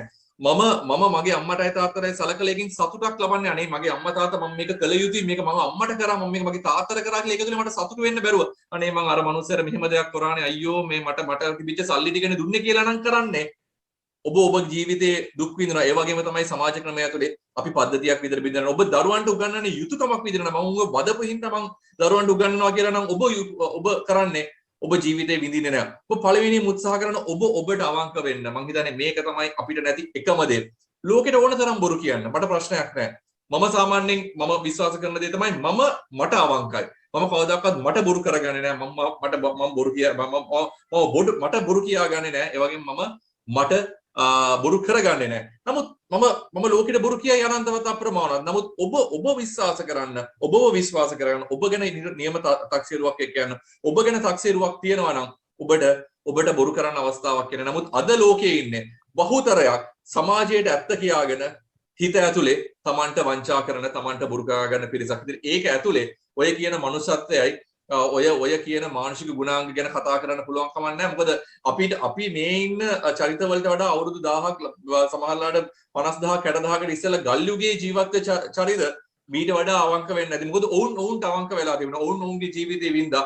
ඔවුන් පරිසරයට අනිත් මිනිසුන්ට අවම හානියක් කරලා මේ සමාජයෙන් ගිහලා දෙනවා. නමුත් අපි ගත්ත දේ අපිට අවංක නැහැ. නමුත් අපි ලෝකෙටම අවංකයි. මොකද අපි අපේ ජීවිතේ අපිට අවශ්‍ය කරන දේ අපි ලබන්න උත්සාහ කරන්නේ. අපිට බයයි අරයා මොනවා කියයිද, අයියෝ මම කැමතියි මේ දේ කරන්න, මට කරන්න විදියක් නැහැ, අර මනුස්සයා මොනවා කරයිද කියලා දන්න මගේ ජීවිතේ ලත වෙනවා. ඒක ඇතුලේ අපි ජීවිතේ ජීවත් වෙන තාක්කල් අපි ජීවිතේ විඳවන හැරෙන්නේ විඳින්නේ නැහැ. නමුත් අර මම කියපු අවුරුදු ලක්ෂ ගණනකට ඉස්සෙල්ලා ජීවත් වෙච්ච ගල් යුගයේ ජීවත් වෙච්ච චරිතේ තමන්ගේ ජීවිතේ සතුටින් ගෙවන්නේ නැති අද මේ ජීවත් වෙන සැප පහසුවට වඩා. ඉතින් මම හිතන්නේ ඒ තිබිච්ච මනුස්සකම මනුස්සයාගේ තිබිච්ච ඒ ජීව ගුණය නැති කරලා තියෙන්නේ. මුදල්වත් කිසිම දෙයක්වත් නෙමේ. අපේ තිබිච්ච ඒ අපිට අවංක වීමේ ගුණාංගය අපිට අහිමි වීම ඇතුලේ. එහෙම නැති වුණා නම් මේ රට මේ ලෝකෙ මීට වඩා ගොඩාක් සුන්දර වෙන්න දුනා. ඒ අසුන්දර ලෝකේ නිර්මාණය කරලා තියෙන අපිට අවංක නොවීම ඇතුලේ. අපිට ඕන විදිහට hina වෙන්න අවස්ථාවක් නැහැ. අපිට ඕන විදිහට කතා කරන්න අවස්ථාවක් නැහැ. අපිට ඕන විදිහට අඳින්න ක්‍රමවේදයක් නැහැ. මේ අනුන්ට ඕන විදිහට ජීවත් වෙලා මොන අවුරුදු 100ක් 200ක් කොච්චර ජීවත් වුණත් වැඩක් වෙනවද? අපිට ඕන විදිහට එක තප්පර පහක් අපි ජීවත් වෙන්නේ නැතුව. මට නම් ඒක අවශ්‍ය නැහැ. මම පළවෙනිම උත්සාහ කරන්නේ මාව සතුටු කරගන්න. මම දන්නවා මාව සතුටු කරගත්තොත් මගේ ළඟම ඉන්න පිරිස සතුටු වෙනවා. ඕන් සතුටු වුණොත් ඊළඟ ලේයක සතුටු වෙනවා. මෙන්න මේ ක්‍රමය ඇතුලේ අපිට සමාජය වෙනස් කරන්න බලන්න. එතාට පුළුවන්කමදී ඔය කියන මනුස්සත්වය සහ අපි පරිසරය සහ සමාජයත් එක්ක තියෙන බැඳීම වැඩි දියුණු කරන්න. මේක අපි ඉන්නේ අපේ මේ පුංචි සයිලෝස් ඇතුලේ ඉන්නේ පුංචි කොටුවක් ඇතුලේ අපි හිර වෙලා ඉන්නේ. මේ කොටුව අර out of the box thinking කියන එක නෙමෙයි මම මේ කතා කරන්නේ. පළවෙනියෙන්ම කොටුව ඇතුලේ තමන් නිදහස් විය යුතුයි. තමන් නිදහස් වුණොත් මේ කොටුවෙන් ආයි පිටපනින්න අවශ්‍යතාවයක් නැහැ. මේ කොටුව ඇතුලේ තමන් ස්වාධීන සහ ඊටමත් සාර්ථක චරිතයක් බවට පරිවර්තනය වෙයි. ඔව්. මම හිතනවා මේ වෙලාවේ තව දෙයක් කියන්න ඕන. අපි real life ශ්‍රී ලංකා විසින් අපි ලෑස්ති කරලා තියෙනවා inspire yourself කියලා knowledge forum එකක්. ඇත්තටම මේ ප්‍රොෆෙසර් රංගික හල්වතුර කියපු දෙයට අපි එකග වෙනවා. මේ ලෝකෙ තමන්ට අහිමි වෙන්න පුළුවන් ලොකුම දේ තමයි තමන්ට තමන්ව අහිමි වීම. ඉතින් ඒ තමන්ට තමන්ව අහිමි කරගන්න නැතුව තමන්ව සොයාගෙන තමන්ව ඉන්ස්පයර් කරගෙන තමන්ව දිරිමත් කරගෙන ඉදිරියට යෑම තමයි ජීවිතේ ජයග්‍රහණය ලබා ගන්න පුළුවන්. ඔබට අනිත් අය තෘප්තිමත් කිරීමට වැඩිය ඔබ තෘප්තිමත් වෙන එක තමයි මෙතනදී වැදගත් වෙන්නේ. ඉතින් inspire yourself කියලා අපේ knowledge forum එකක් තියෙනවා. මේක වසර 2019 වර්ෂයේ පටන් ගත්තේ. 2020 COVID නිසා අපි online කරා. 2021 වර්ෂයත් අපි online කරන්න හිතන් ඉන්නේ. ඔක්තෝබර් 24 ඉඳන් 30 දක්වා දවස් 7ක් පුරාවටම අපි අපේ LinkedIn group එකක් තියෙනවා inspire yourself කියලා. අපිත් එක්ක සම්බන්ධ වෙන්න සොයා ගන්න පුළුවන් LinkedIn group එක inspire yourself. knowledge forum එකත් එක්ක සම්බන්ධ වෙන්න ඔබට ගොඩාක් දැනුම ලබා ගන්න පුළුවන්. මම හිතන්නේ මේ ගැටලු ප්‍රශ්න වලට විශේෂයෙන්ම වැදගත් වෙන්නේ ඔබට මේ දියුණු වෙමින් පවතින මානසිකත්වයක් සාදා ගැනීම. ඒ කියන්නේ ඔබගේ මනස තුල growth mindset එකක් හදාගන්න. එතකොට තමයි අපේ මේ පරපුරක් විදියට අලුත් පරපුරක් විදියට අපිට ඉදිරියට යන්න පුළුවන් වෙන්නේ. මෙන්න මේ ප්‍රශ්න ගැටලු වලට නිරායාසයෙන්ම මේකට ඔබට solutions ඒ කියන්නේ විසඳුම් ලැබෙන්න පුළුවන්. අපි තනියම ඉන්ඩිවිජුවලි මේ විදිහට අපි වෙනස් වුණොත්. ඉතින් මම හිතන්නේ ඔබ මේ දේ තවත් අයත් එක්ක බෙදා ගන්න, ෂෙයා කරන්න. මේ වගේ වැඩසටහන් තියෙනවා, මේවට සම්බන්ධ වෙන්න කියලා මම හිතන්නේ ඒ තුල ඔබට පුළුවන් ලොකු වෙනසක් කරන්න. අපි නැත්තම් මුළු ජීවිත පුරාම අපිට ප්‍රශ්න අහහා ඉන්න මිසක් ඒකට විසඳුමක් හොයාගන්න බැරි වෙයි. ඉතින් අපි පටන් ගමු. අපේ ජීවිතේ අපි ඉදිරියට අරගෙන යන්න තමන්ට තමන්ව සොයාගන්න. ඒ වගේම අහලා තියෙන තව ප්‍රශ්නයක් නිලක්ෂාන් මම හිතන්නේ නිලක්ෂාන් තමයි අහලා තියෙන ප්‍රශ්නය. නිලක්ෂාන් UK වල නම් අවුරුදු 4ක් ඇතිලු ප්‍රමාණවත්ලු මාස්ටර්ස් ඩිග්‍රී එකක් කරන ඉංජිනේරින් වලින්. ඊට පස්සේ PhD එකක් පටන් ගන්නත් පුළුවන්ලු. නමුත් ලංකාවේ ඉංජිනේරු ඩිග්‍රිය ඉංජිනේරු උපාධියට පමණක් අවුරුදු 4ක් පමණ යනවා. ඊට පස්සේ මාස්ටර්ස් කරනවා නම් අවුරුදු 2ක් විතර යනවා. මේ පරතරේ මොකද කියලා අහලා තියෙනවා. ඇයි මේ මෙච්චර පරතරයක් තියෙන්නේ? මොකද්ද හේතු වෙන්න පුළුවන් කියලා අහලා තියෙනවා. එක එක රටවල අධ්‍යාපන ක්‍රමවේද වෙනස්. මං හිතන්නේ අපිට ඒකයි මේකයි සංසන්දනය කරන්න පුළුවන් කියලා. සමහරලාට ඔවුන්ගේ අවුරුදු 12ක අධ්‍යාපන ක්‍රමය සහ ලංකාවේ තියෙන 13 අවුරුදු අධ්‍යාපන ක්‍රමය ඇතුලේ එදිනුත් එහාට ගියද ගතුදින් O level කරලා ඉන්න මාස 8යි A level කරලා ඉන්න මාස 1 තුර මාස 4යි 1 තුර ඊපස්සේ එතනින් නැවත අවුරුද්දක් එකතු වෙන අතර මේ අධ්‍යාපන ක්‍රමයේදී සහ විශ්ව රටේ තියෙන මේ තරගකාරී අධ්‍යාපන ක්‍රමය ඇතුලේ මං හිතන්නේ මේක ගැන අමුතුවෙන් තර්ක කරන්න අවශ්‍යතාවයක් නැහැ. මේක තමයි යථාර්ථය. නමුත් ලංකාවේ අධ්‍යාපනයේ තරගකාරීත්වයක් නිර්මාණය වෙලා තියෙන්නේ ඒකත් අර නැවතත් අර පුහු සංස්කෘතියක් එක්ක නිර්මාණය වෙච්ච කතාවක්. ලංකාවේ පිළිගැනීමක් තියෙන උපාධියක් තියෙන මනුස්සයට කියන්නේ හොඳ නියම සුපර් චරිතයක්. යා මාර අර පොෂ් චරිතයක් වගේ තමයි ගණන් ගන්න. ඒතර ඒක ඇතුලේ අපි හැමෝම උත්සාහ කරන උපාධි ගන්න යන්න. නමුත් උපාධියක් අරගෙන ලංකාවේ අපි ඉංජිනේරු උපාධිය ලංකාවේ අපි ඉංජිනේරු අවුරුද්දකට 2000ක් නිර්මාණය කරාට අවුරුද්දේ එළියට එන ඉංජිනේරු 2000ට ගැළපෙන ඉංජිනේරුම මේ වෘත්තියන් 2000ක් ලංකාවේ තියෙනවාද කියලා අහුවොතින් කෙනෙක් මං හිතන්නේ ඒකට උත්තරයක් දී ගන්න බැරි වෙයි. අපි අවුරුදු 3ෙන්ද අවුරුදු 2ෙන්ද ඉංජිනේරු උපාධියක් දෙන්නේ. නමුත් ඒ ඉංජිනේරු උපාධිය ඉංජිනියර් නැත්නම් ඒ ගියර් එක දෙන්න පුළුවන් චරිතයක් අවශ්‍ය වෙන ව්‍යාපෘතීන් සහ ඉන්ඩස්ට්‍රීස් ලංකාවේ ඇතුලේ තියෙනවාද කියලා අහුවොතින් උතන තමයි ප්‍රශ්නෙට මුල තියෙන්නේ. ඉතින් අපි එක ශේෂ්ත්‍රයක් සංවර්ධනය කරන්න පුළුවන්කම නැහැ. මේ වගේ වැඩ කටයුත්තක් කරනකොට අපිට සිද්ධ වෙනවා සමස්තයක් තේරුම් අරගෙන වැඩ කරන්න. මම හිතන්නේ උපාධිධාරීන් බිහි කිරීම නෙමෙයි අවශ්‍ය වෙන්නේ. රටට වැඩදායි රටට යම්කිසි විදියක දායකත්වයක් රටේ සංවර්ධනයට දායකත්වයක් දෙන්න පුළුවන් චරිත නිර්මාණය කරන්න. උපාධිධාරී කියන මානසිකත්වයෙන් අපි ගිලිහිය යුතුයි. කෙනෙක්ව මැනීම උපාධියටවත් උසස් පෙළ සාමාන්‍ය පෙළ සමත් කියන දෙයට එහා ගිහිල්ලා රටට Tamanට දෙන්න පුළුවන් සක්‍රීය දායකත්වයේ මත පදනම් කරගෙන කරන්න පුළුවන් නම් මම හිතන්නේ ඒක තමයි ජයග්‍රහණය වෙන්නේ. ඒතර අපි ලංකාවේ පිරිස සමහරලාට එංගලන්තෙද ගිහලා එංගලන්තේ තියෙන විවිධ අලුත් උපසංස්කෘතින් හදලා තියෙනවා. එංගලන්තේ ළඟම පාසල හොඳම පාසල කියාගෙන අධ්‍යාපන ක්‍රමය දුන්නාට ලංකාවේ පිරිස එංගලන්තෙට ගියාට පස්සේ ඒ තියෙන හොඳම ඉස්කෝලේ හොයාගෙන ආයෙත් කාර් එකේ දාගෙන ළමයාව අරගෙන කිලෝමීටර 20 30 ගමන් කරන මගේම සහෝදර මේ යාළු මිත්‍රාදීන් ඉන්නවා එංගලන්තේ ජීවත් වෙන. එතකොට ඔවුන්ගේ අධ්‍යාපන ක්‍රමයට උඩි අටුකුරු කරනවා අපේ පිරිස් කියලා සමහරවල්ලාට උපසංස්කෘතින් බිහි කරගෙන ඒක ඇතුලේ.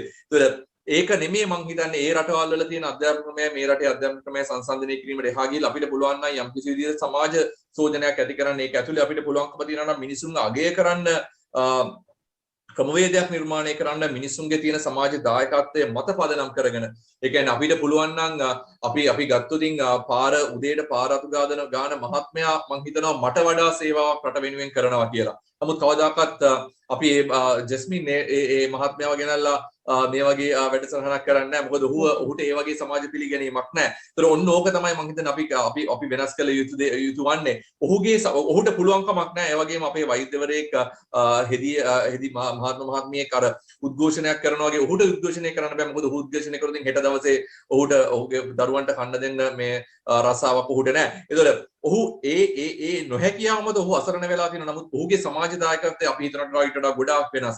ඒතර අපිට පුළුවන්කම තියෙනවා නම් මේ සමාජයේ ජීවත් වෙන පිරිස ඔහු සමාජයට දෙන දායකත්වයේ මත පදනම් කරගෙන මනින්න.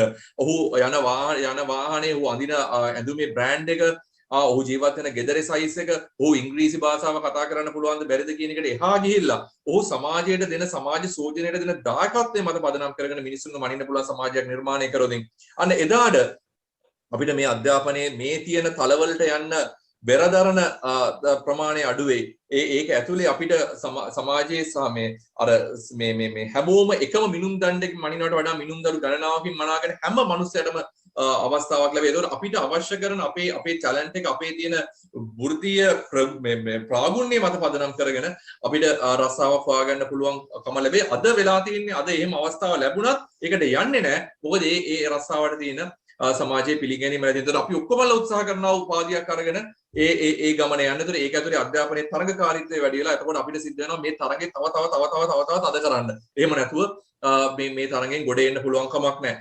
ලංකාවේ වෘත්තීය වේදයට පිළිගැනීමක් නැහැ කියන එක අමුතුවෙන් කියන්න දෙයක් නැහැ. ලංකාවේ නැහැ.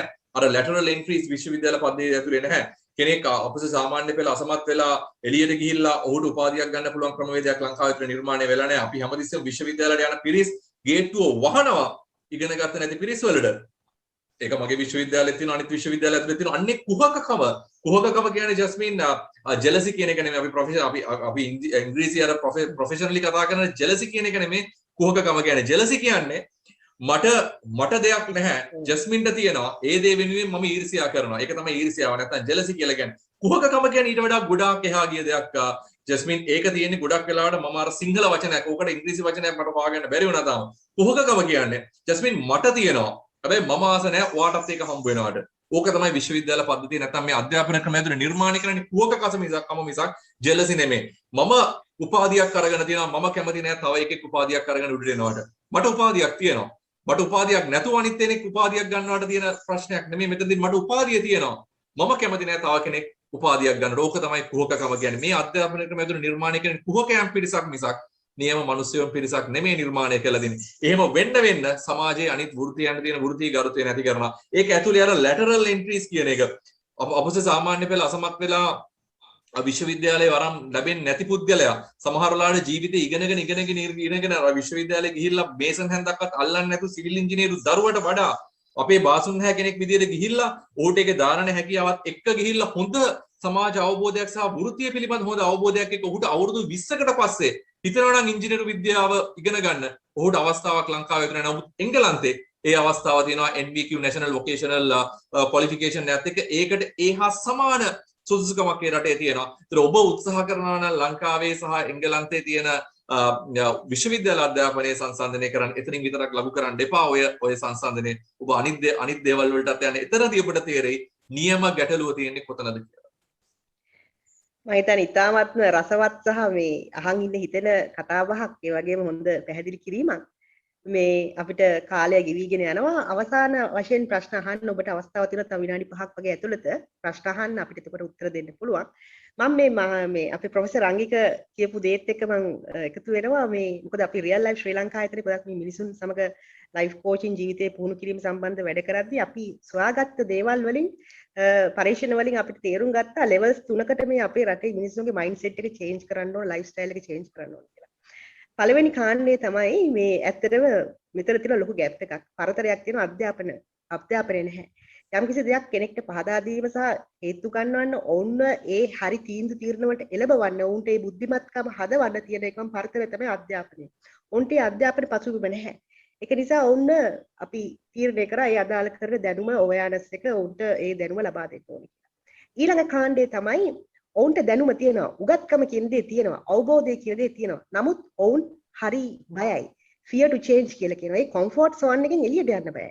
ඒ කියන්නේ මේ දේ මීටින් එක වුණත් ගියාම මේ ඇප්ලිකේෂන් ඇබිලිටි එක කියන්නේ මේක ප්‍රායෝගිකව කරන්න බැහැයි කියලා ඔවුන්ට තේරෙනවා. නමුත් ඔවුන් ඒකට විරුද්ධ වෙන්න කතා කරන්න ඔවුන් බයයි. ඒක නිසා ඔවුන්ට තියෙන fear to change කියන එක.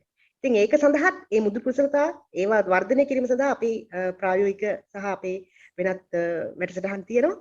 අන්නේ දෙවෙනි කාණ්ඩේ. ඒ කියන්නේ උගත්කම තියෙනවා. හැබැයි බයයි. ඔහුට කොන්ෆිඩන්ස් එක නැහැ. ඒක එතනින් එහාට ගිහිල්ලා ඒ කියන හරියට තීරණ ගන්න. තුන්වෙනි කාණ්ඩය. තුන්වෙනි කාණ්ඩය තමයි ඊටාත්ම අමාරුම කාණ්ඩය. ඔබ කිව්වා වගේ ඔවුන්ට උගත්කමක් තියෙනවා. ඔවුන්ට ඇප්ලිකේෂන් ඇබිලිටි එක fear to change. ඒ කියන්නේ ඔහු බයක් නැහැ. බයක් නැහැ. ඔවුන් ඒ දැන කතා කරන්නත් පුළුවන්. ඔවුන්ට ඒ ගැන හොඳ අවබෝධයක් තියෙන දැනුමක් තියෙනවා. නමුත් ඔවුන්ට තියෙන යම්කිසි දෙයක් ඒක තමයි deceitfulness එක. උහක්කම්. ඒක නිසා ඔවුන් මේ දෙයට යොමු වෙන්නේ නැහැ. ඉතින් ඒක ටිකක් අමාරු කාණ්ඩයක්. ඉතාමත්ම හොඳ විදියට ඒක පුහුණු කරන්න ඕන. ඔබට මේ deceitfulness එකෙන් ගැලවෙන්න. ඉතින් ඇත්තටම අපි අර inspire yourself කියන knowledge forum එකට එන්න පුළුවන්. ඕනම කෙනෙක්ගේ තුල අඩු වැඩියෙන් මෙන්න මේ කුහක්කම් තියෙන්න පුළුවන්. ඉතින් මේ දේවල් නැති කරගන්න ජීවිතය තුළ හොඳ quality of life එකක් ලබා ගන්න පුළුවන්. මෙන්න මේ මුදු කුසලතා වර්ධනය කිරීම තුලින්. ඉතින් අපි අද කතා කළේ stupid question day, ask a stupid question day කියන එක. ඉතින් මම හිතන්නේ අවසාන ප්‍රශ්නයක් තියෙනවා අහලා බලමු මෙන්න මේ සමාජ තත්ත්වය සහ මෙන්න මේ මයින්ඩ්සෙට් එක විශ්වවිද්‍යාල මට්ටමින් පටන් ගන්න බැරිද වෙනස් කරන්න කියලා මම හිතන්නේ ෂයනා අහලා තියෙනවා. මම හිතන්නේ ඇය චේන්ජ් කියලා අහලා තියෙන මම එයාගෙන් නැවත ඇහුවා මොකද්ද ඔබ මෙතන බලාපොරොත්තු වෙන චේන්ජ් එක කියලා. ඒක social change එකක්ද political change එකක්ද mindset change එකක්ද මිනිස්සුන්ගේ තියෙන ගති පැවතුම්ද කියලා දන්නේ නැහැ. කොහොම හරි මේ වෙනස කොහොමද ඇති කරන්නේ කියලා ඒක යුනිවර්සිටි එකෙන් පටන් විශ්වවිද්‍යාල අධ්‍යාපනය තුලින් පටන් ගන්න පුළුවන්ද කියලා අහලා තියෙනවා ෂයිනා ෆර්නැන්ඩෝ. කොහොමද ඔබ හිතන්නේ? කොහොමද අපි මේක පටන් ගන්නේ? ජස්මින් ඔව් අනිවාර්යෙන් අපිට පටන් ගැනීමේ හැකියාව තියෙනවා. ඒකට පටන් ගැනීමට යම්කිසි කෙනෙක් සාර්ථක ආරම්භයක් දිය යුතුයි. මම හිතන්නේ ඒකට ආරම්භය දිය හැකි පිරිසක් විශ්වවිද්‍යාල පද්ධතිය ඇතුලේ තියෙනවා. නමුත් ජස්මින් ඒකට එන්න ඉස්සෙල්ලා මට පුංචි දෙයක් කියන්න මේ බය නැතිකම හරි භයානකයි. බය නැහැ කියන එක දැන් අපි ගත්තොත් මම පුංචි උදාහරණයක් කියන්නම්කෝ. දැන් අපි පුංචි කාලේ ඔය දැන් අපි කියමු අඩි 20ක් විතර උඩ පොඩි බැම්මක් තියෙනවා. ওই බැම්ම උඩ ඇවිදින්න කිව්වොත් පුංචි කාලේ බය නැතුව ඇවිදිනවා. මොකද ඒ බය නැත්තේ ජීවිතය ගැන අවබෝධයක් නැහැ. අපිට රිස්ක් එක අර කැල්කියුලේටඩ් රිස්ක් එකකින් නෙමෙයි. නමුත් දැන් අඩි 5ක් උස තාප්පයක් උඩ හරි අපිට ඇවිදින්න කිව්වොත් අපි හිතන දේවල් අනන්තයි. විශේෂයෙන් ඉගෙන ගන්න තව භයානකයි. මේකේ ස්ට්‍රෙන්ත් එක තියෙනවද? මේකේ ස්ටැබිලිටි තියෙනවද? මේක බකල් වෙලා ෆේල් වෙයිද? මේකට කවුරු හරි කෙනෙක්ට පොඩි ඉම්පැක්ට් එකක් දුන්නොත් මේක තව වැටෙයිද? ඊට පස්සේ මේක වැටුනොත් මොනව වෙයිද? මේ වගේ ප්‍රශ්න 1000ක් හොයන්න සිද්ධ වෙනවා. ඒතකොට මේ බය නැතිවීම කියන එක හරි භයානකයි. බය නැහැ කියලා කියන්නේ ඔහු තමන්ගේ රිස්ක් එක හරියට අයිඩෙන්ටිෆයි කරගෙන නැති වෙන්න පුළුවන්. හරිද? එතකොට ඕක තමයි ලොකුම ගැටලුව තියෙන්නේ. එතකොට කෙනෙක් මේ කියන ක්‍රමේ වෙනස් කරන්න යනවා නම් ජස්මින් පළවෙනියම අවශ්‍යතාවයේ දේ තමයි මේ තියෙන සමාජයේ ගැටලුව මොකක්ද කියන එක තේරුම් ගන්න. එහෙම නැතුව මොනතරම් අපිට අවශ්‍යතාවය තුනක් මේක කරගන්න පුළුවන් කමක් නැහැ. ගැටලුව මොකක්ද කියලා තව පිරිසක් ඉන්නෝනේ ගැටලුව දන්නවා. නමුත් ගැටලුව දැනගෙන ඒ ගැටලුවට අනුගත වීමේ නොහැකියාව මත අපි ගැටලුව දන්නේ නැති විදිහට හැසිරෙනවා. ඒක තමයි ලොකුම බය. ඔන්න ඔය පිරිස තමයි ලොකුම භයානකම චරිත දෙක. කියන්නේ මට අනුගත වීමේ නොහැකියාව. මම ජීවත් වෙන්නේ එංගලන්තේ. එංගලන්තේ විදියට ජීවත් වෙන ලංකාවේ ජීවිතේට අනුගත වෙන්න බැරුව එංගලන්තේ හිතන විදිය හිත ලංකාවේ දුක් විඳින චරිත අනන්තයි අප්‍රමාණයි. ඒ චරිත තමයි අර මම කියන්නේ ලංකාවේ එක කකුලක් තියෙන අනිත් කකුල අඩු ගානේ බංග්ලාදේශය හරි තියාගෙන ඉන්නවා කියලා කියන්නේ. අද බංග්ලාදේශ කියන්නේ ලංකාවට වඩා සෑහෙන දියුණු රටක් එක වෙනම කතන්දරයක්. නමුත් එහෙම චරිත තමයි ලංකාවේ ඇතුලේ බහුතරයක් ජීවත් වෙන. ඒතර ලංකාවේ ක්‍රමය තේරුම් බේරුම් ගැනීම ඉතාමත් වැදගත්. විශේෂයෙන් විශ්වවිද්‍යාල පද්ධතිය ඇතුලේ විශ්වවිද්‍යාල ආචාර්යවරු මහාචාර්යවරු මේක තේරුම් ගත යුතුයි. ඔවුන් මම දැකලා තියෙනවා ඔය කියන හැම ආචාර්යවරයෙක්ම මහාචාර්යවරයෙක්ම වෙන විශ්වවිද්‍යාලයකට ගිහලා වෙන තැනක ආචාර්ය උපාධියක් කරලා මම නම් එහෙම නෙමෙයි මම ලංකාවේම ආචාර්ය උපාධිය කරපු චරිතයක්. ඒක මගේ තව එක චැලෙන්ජ් එකක් මගේ ජීවිතේ යන්න. නමුත් බහුතරයක් පිරිස් ඔය කියන විදිහට පිට රටවල් වල ආචාර්ය උපාධි කරලා ඔවුන්ගේ රටවල් වලට පරිශන කරලා ඔවුන්ගේ රටවල් ගැන ඒ රටවල් ගැන හොඳ අවබෝධයක් එක්ක එන්නේ. නමුත් අවාසනාවකින් ඔය පිරිස් කටුනායක ජාත්‍යන්තර ගුවන් තොටුපළෙන් බැහැලා අඩිය ලංකාවට දීපු ගමන් කරුමේ කියන්නේ ඔය ඔක්කොම ටික අමතක කළා ආයෙත් තමන්ගේ ක්ලාස් එකක් හදන රයිට් මම තමයි පොර කියලා. මම පුංචි උදාහරණයක් කියන්නම් ජස්මින් මේ දැන් මම පිට රටක ගිහිල්ලා විශ්වවිද්‍යාල උගන්වනකොට මට කතා කරන්නේ රංගික කියලා. සමහරවිට රංගික කියන වචනේ කතා කරගන්න බැරි වෙච්ච මිනිස්සු වෙන නම් වලින් මට කතා කරන දෙනවා. නමුත් මට කවදාකවත් ප්‍රොෆෙසර් කියලාවත් සර් කියලාවත් කතා කරන්නේ නැහැ. මම ගිහිල්ලා මගේ යාළුවන්ට කතා කරන්නේ ඒ විදිහට පිට රටවල. නමුත් ඔය කියන චරිත ඔය පිට රටවල් වලට ගිහලා තමන්ගේ ප්‍රොෆෙසර්ට නම කියලා කතා කරන චරිත කටුනායක ගුවන් තොටුපළෙන් කකුල තියපු ගමන් බලාපොරොත්තු වෙනවා. එතන ඒ දොර ළඟ ඉන්න අපේ security මහත්මයාගේ ඉඳලම තමන්ගේ දරුවට වෙනකන් තමන්ට සර් කියව ගන්න. මම නෑ කියලා කියනවා නම් ඔබව නිවැරදි කරන්න. ඕක තමයි රටේ අවාසනාව. මම ඒ රටේ ඉන්නකම් මම ඒ විදිහට ඉන්නවා. මේ රටට ඇවිල්ලා මම ආයේ මගේ පුස් ලෝකෙට යනවා. ඔහොම ඉන්න පිරිස් එක්කනම් මේ රට හදන්න කියලා කියන්නේ සමා වෙන්න එක මට කරන්න බෑ. මම ඒකයි කිව්වේ මේ පිරිස් ලංකාවෙන් යායුතුයි. මේගොල්ලන්ට ස්කෝලර්ෂිප් එකක් දීලා හරි PR අපි හදලා දීලා හරි මේ පිරිස් ටික ලංකාවෙන් යායුතුයි. මොකද මේ රට වෙනස් කරන්න පුළුවන් ඔය කියන චින්තනයේ තියෙන පිරිස් තාමත් මේ ලංකාවේ ඇතුළේ ඉන්න ඔවුන් අසරණ වෙලා තියෙනවා. බහුතරයක් මේ ඉන්න මැටි හරක් ටිකත් එක්ක ඒ සුළුතරේ අසරණ වෙලා තියෙනවා. සුළුතරේ බහුතරයක් බවට පරිවර්තනය කර යුතුයි. මේ ව්‍යායාමයේ රටේ කෙනෙක් හිතනවා නම් දේශපාලනය වෙනස් කරන්න කියලා ඔබ දේශපාලනය වෙනස් කරන්න උත්සාහ කරන්න එපා. ඔබ රටේ ජනාධිපති වුණත් බහුතරය හිතන්නේ අන්න අර විදියට නම් Tamanට සර් කියාගන්න පල්ලෙහා ඉන්න මිනිස්සයාට කියලා සර් කියාගෙන Tamanගේ වතුර මේ කෑම පෙට්ටියයි වතුර එකයි ගෙනියන්න කාර්ගේ දොර අරින්න මට්ටමට නම් ඔබ ඉගෙන ගන්නේ. ඔබ විශ්වවිද්‍යාල පද්ධතිය ඇතුලේ නිර්මාණය කරන්නේ එහෙම චරිතයක් නම් ඒ චරිතත් එක්ක මේ රට වෙනස් කරන්න බෑ. ඔබ අර කියපු ඉගෙනගත්ත පිරිස පිට රටට ගිහිල්ලා PhD එක කරලා මෙතනට ඇවිල්ලා සර් කියව ගන්න හදනවා නම් තමන්ගේ මහාචාර්යවරයාට මෙහෙ ඉඳලා නම කියලා කතා කරලා තමන්ගේ දරුවට කියනවා නම් සර් කියන්න කියලා මට එහෙම චරිතත් එක්ක මේ රට හදන්න පුළුවන් කමන්නේ. මේ රට හදන්න පුළුවන් පිරිස තාම ඉන්නවා. ඔවුන් බහුතරයක් බවට පරිවර්තනය කරගත යුතුයි ජස්මින්. අපේ මේ ව්‍යායාමයේ තිබිය යුත්තේ රටේ දේශපාලනය වෙනස් කරනවත් රටේ සමාජ චින්තනය වෙනස් කරනවත් මේ ව්‍යායාමයේ විය යුත්තේ අර ඉන්න ගැති සමාජය ඇතුලේ ඉන්න එක පුරුකක් හරි ගලවලා මේ පැත්තට දාගෙන ස්වාධීන මතධාරියෙක් නැත්නම් ස්වාධීන චින්තකයෙක් බවට පරිවර්තනය කරන්න. ඔහු ඒ පුද්ගලයා තව කෙනෙක් වහදයි මේ චේන් එක දිගට දුවන්න පුළුවන් නම් ඔය කියන ක්‍රමය වෙනස් කරන එක අමාරු දෙයක් නෙමෙයි. අමාරුණත් ඉතාමත්ම සාර්ථක ව්‍යායාමයක් බවට පත් වෙයි. එහෙම නැතුව මේ ඉන්න පිරිස් මේ ඉන්න ක්‍රමවේදය ඇතුලේ වෙනස් කරන්න කවදාකවත් පුළුවන් කමක් නැහැ. කිසිම දවසක කිසිම ජගතේකුට ඒක කරන්න බෑ. මොකද ඕන් දැන වැරදි කරන පිරිස් ප්‍රමාණයක් තමයි මේ රටේ ජීවත් වෙන්නේ. මම පුංචි උදාහරණයක් ගත්තා අර සර් කියන කතාව. ඕකනම් අපේ රටේ මිනිසුන්ගේ චින්තනය ඒ මිනිසුත් එක්ක මේ රට වෙනස් කරන්න පුළුවන් කමක් නැහැ ජස්.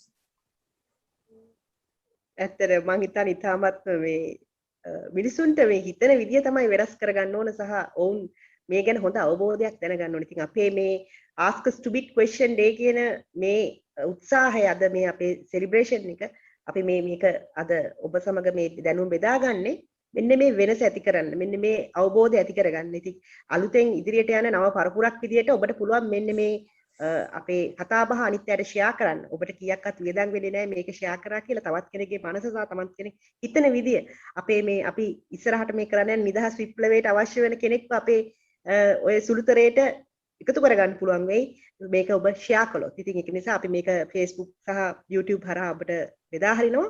ඔබ ඒක තවත් අයට ෂෙයා කරන්න, ඔවුන්ව දැනුවත් කරන්න, ඔවුන්ව ඉදිරියට ගෙනියන්න. අපි මේ ගොඩනගන අනාගතය තුල ඔබට intellectual curiosity කියන්නේ බුද්ධමය කුතුහලයෙන් පිරි මේ මුදු කුසලතාවයේ තියෙන පරපුරක් පිහි කරලා නව රිපෙවුම්, නව උත්පාදන, ව්‍යවසායකත්වය සහ හොඳින් ගැටලු වලට ප්‍රශ්න වලට විසඳීමේ හැකියාව හොඳ තීන්දුව తీරන ගැනීමේ බුද්ධිමත් පරපුරක් බිහි කිරීමේ ඒ මහඟු කාර්යයට ඔබට පුළුවන් දායක වෙන්න. ඒ වගේම අපි අද ස්තුතිවන්ත වෙනවා අපිත් එක්ක එකතු වෙන මහාචාර්ය රංගික හල්වතුර මහත්මයා, professor රංගික හල්වතුර.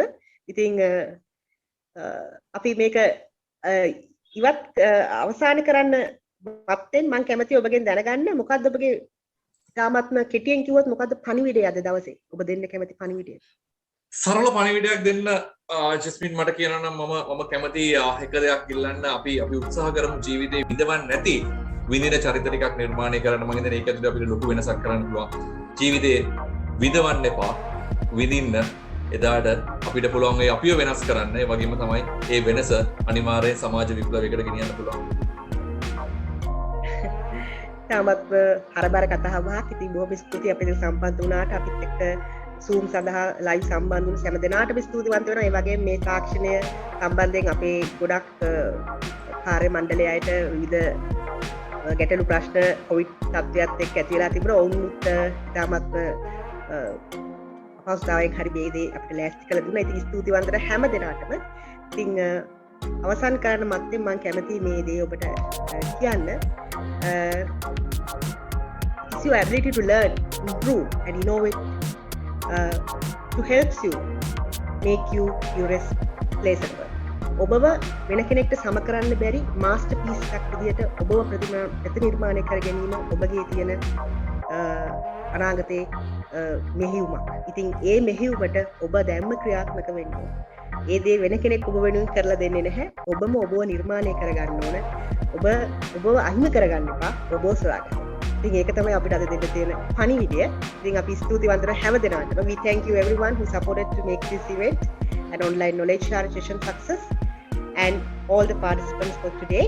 So we wish you all the good luck and stay safe and stay blessed.